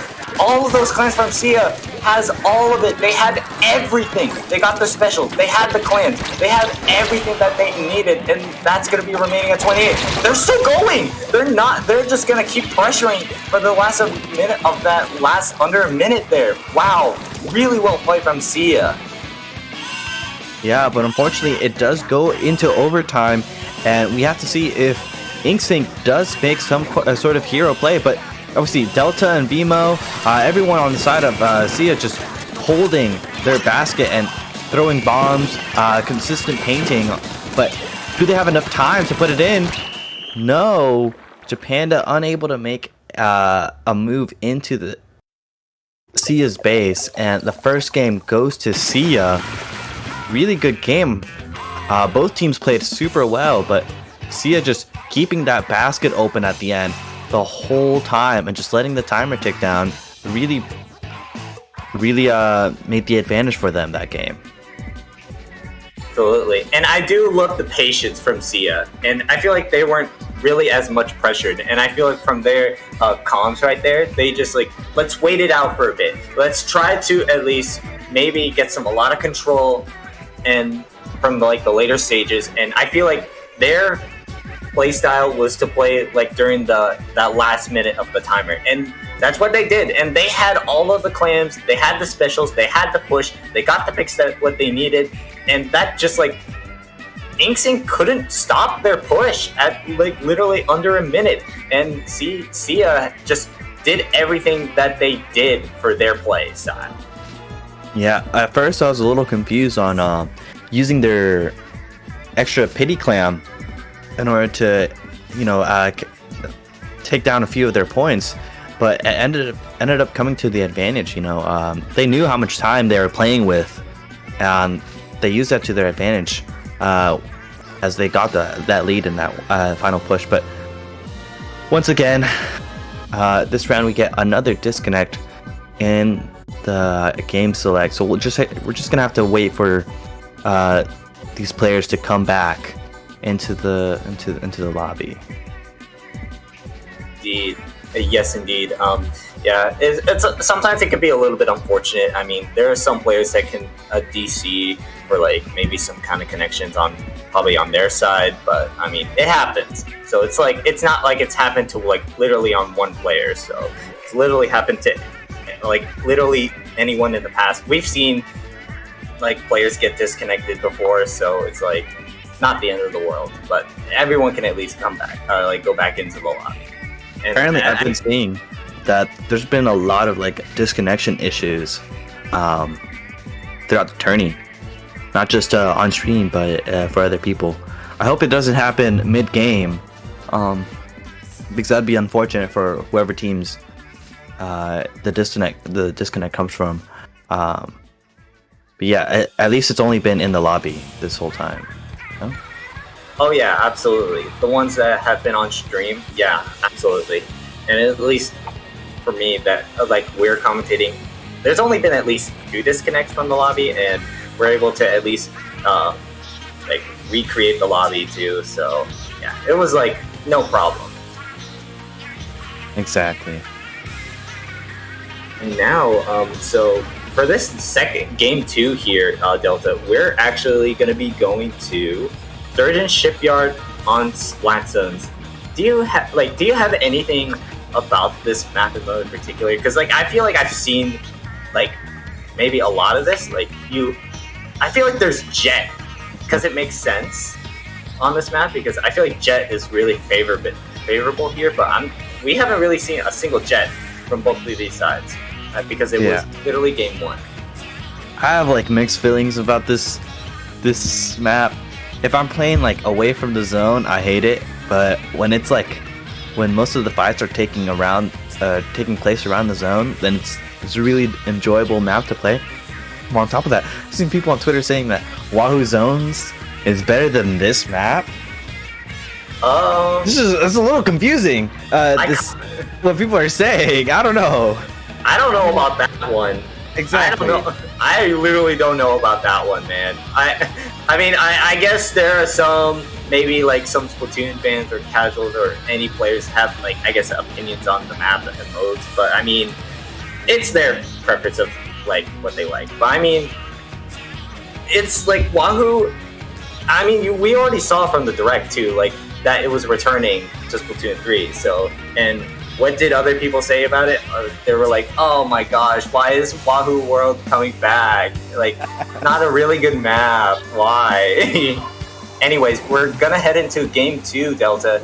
And, okay, we actually got a Squiffer from Jimmy. I actually love it. I would love to see some Squiffer action. Let's go, Jimmy. This is an awesome pick. The Squiffer allows for InkSync to pick more, some more aggressive weapons because the Squiffer has the armor and whatnot. Absolutely.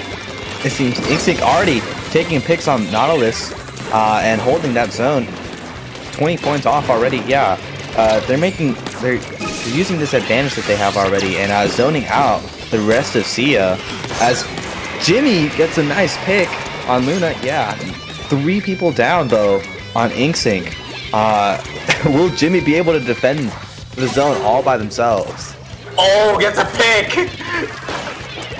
Oh my god, really well played from Jimmy. Like, I like Jimmy's aggression right there, like trying to like still keep the zone as much as they can, but still, look at that. It's only 50 for them, but we're still like only 4 minutes into the timer right now, so it's like still early. Anything could really happen, really. Any sort of game can happen. Delta coming from Brazil up into the zone and getting a pick. 3 people down on Seaya. It's just Demos defending the zone, but it seems like that's enough. That's enough for Seaya to get the zone back and putting 32 seconds as the penalty for InkSync. The timer is now ticking down for Seaya, and it's a waiting game for who uses their specials more better than the other opposing team. As Japanda uses missiles and is already pushing up, gets the kill on the 52 and going straight for Delta. 2 down, Japanda showing off, getting a triple.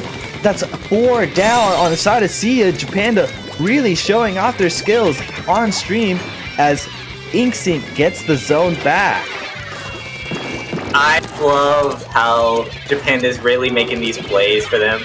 Whoever's the shot caller for InkSync, that like you really did really well played. And I believe it was Japanda that was the last remaining standing, and we had I think it was also Wipe at some point from that play there, and Japanda was just alive for most of that entire time, getting those picks that he needed for the team, and Seaya's probably trying to respond back to them. So this is not probably a good lead for InkSync, but they got to make something happen now first because Seaya has the zone back.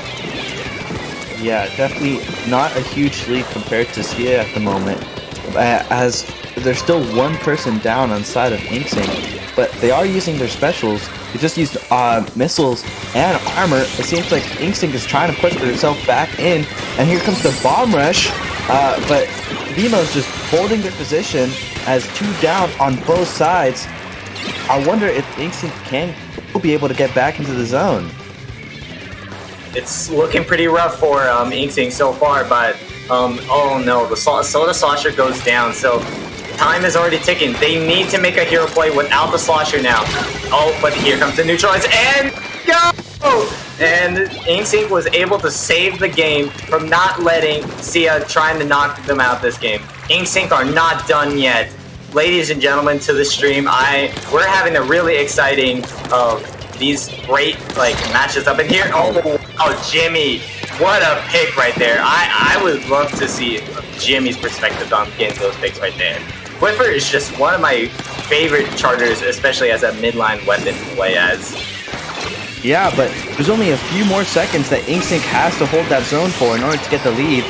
And with that lead, they get the lead. There's a few seconds left.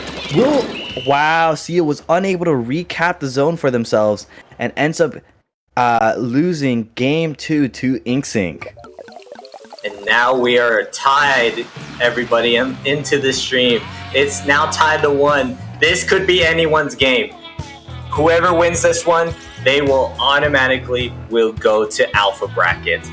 So there are still some chances for any sort of teams. I believe in the past, when I played in Low Inc, actually, Delta, because my team was in a 4-3-2 situation. And we were actually on seed 16, actually. We were seed 16. So we barely made it to Alpha Bracket there. So I feel like there could be some possibilities, but I'm not really too sure just yet. So we'll just have to see once we get through this whole day 1 here. Yeah, as one of our viewers pointed out in stream chat, Jimmy had a 15 KA that game. Wow, props to Jimmy on Ink Eye, really showing off on that Squiffer. Oh, wow, that is gotta be huge. All of those picks that we saw from him, amazing picks. And now we're actually going to be on a banger map and mode. This is actually one of the most difficult maps that you can get a lot of you will get a lot of control so easily. If you get one pick or two, then that's where the push begins on Anchovy games on tower control. This is gonna be a great one to watch.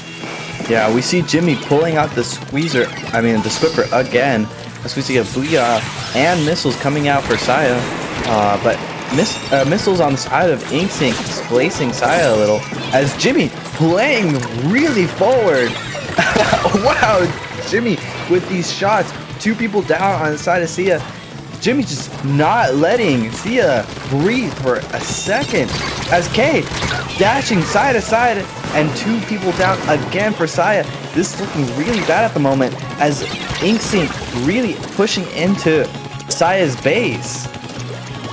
But Luna did get 1 pick, but for what cost though?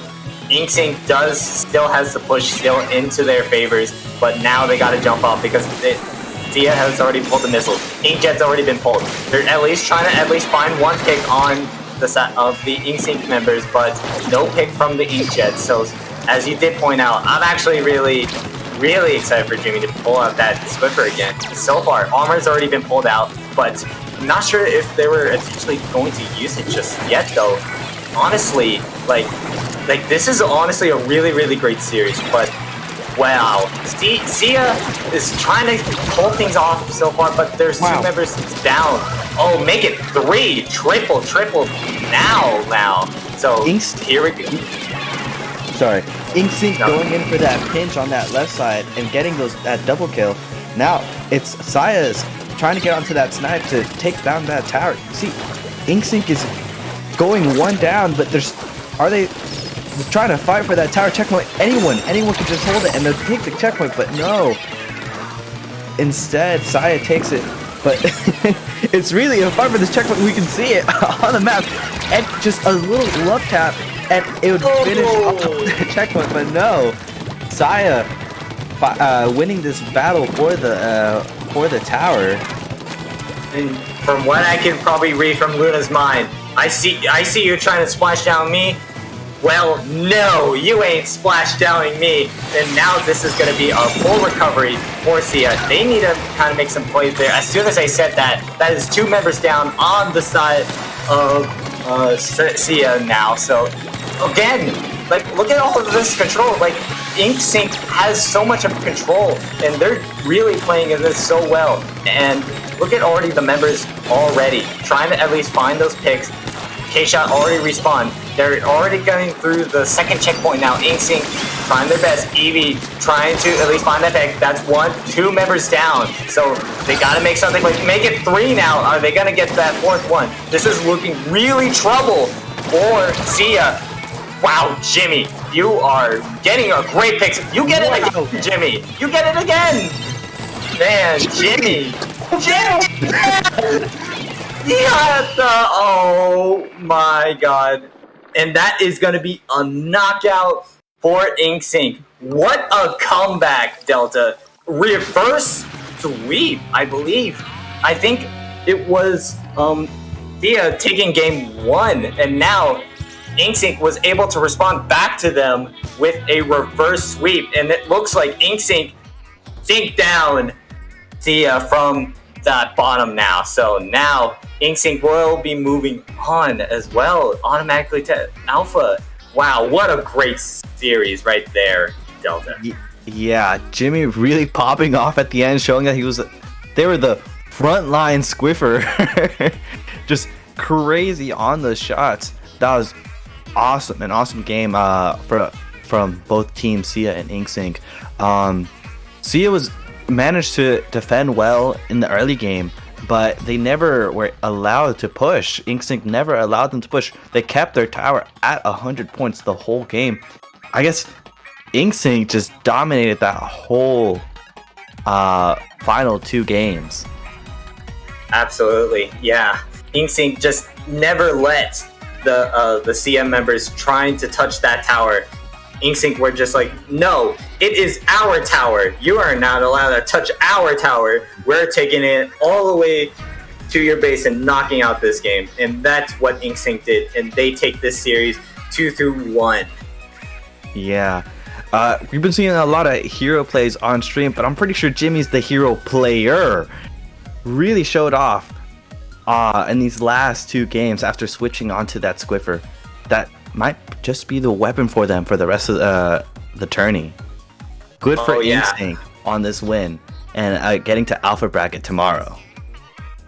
Absolutely, and I hope they will do well because this is going to be really important for them now that they're going to be moving on to Alpha now. This is going to be really important if they really want to win it. There's also other teams in this tournament as well. We already seen maybe some top teams which haven't been on stream, but I know some teams like Inkvaders, which have been on stream in the past.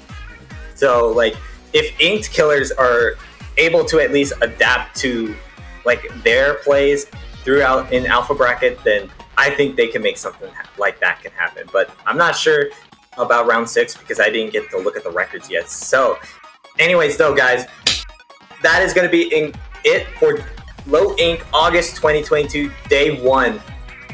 Honestly, what a good way to end it though, Delta. Honestly, I want to give a big shout outs to all the staffs and TOs in this IPL Splatoon in this channel. So they've been really awesome. They've done amazing work as well. I really appreciate to everybody that is working for IPL. I really appreciated that. Yeah, and just to finish off here, if y'all are interested in going to and experiencing Splatoon 2 and 3 live, the Big House 10 will be the first LAN crowning a Splatoon 3 champion. October 7th through October 9th in Detroit, the event will be full of awesome tournaments, amazing vendors, and good friends. Register soon and get a reduced price on entry fees.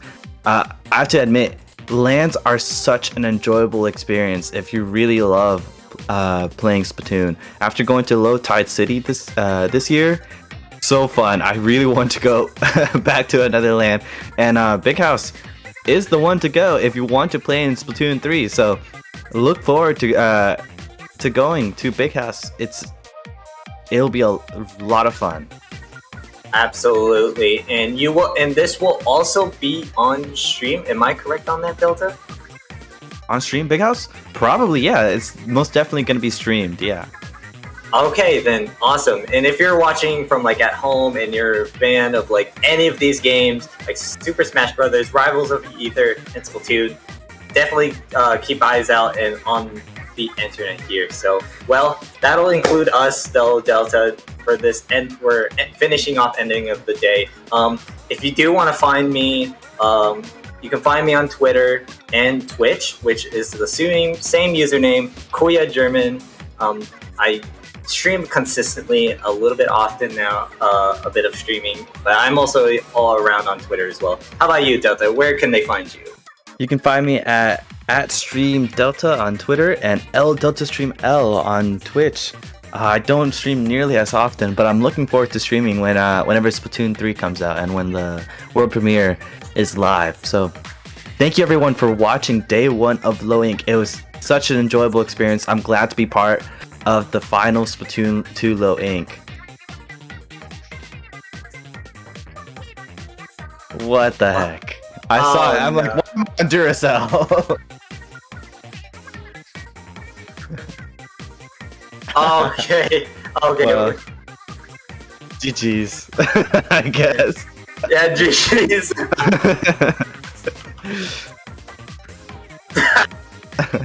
Low Inc, where they cut off the commentators.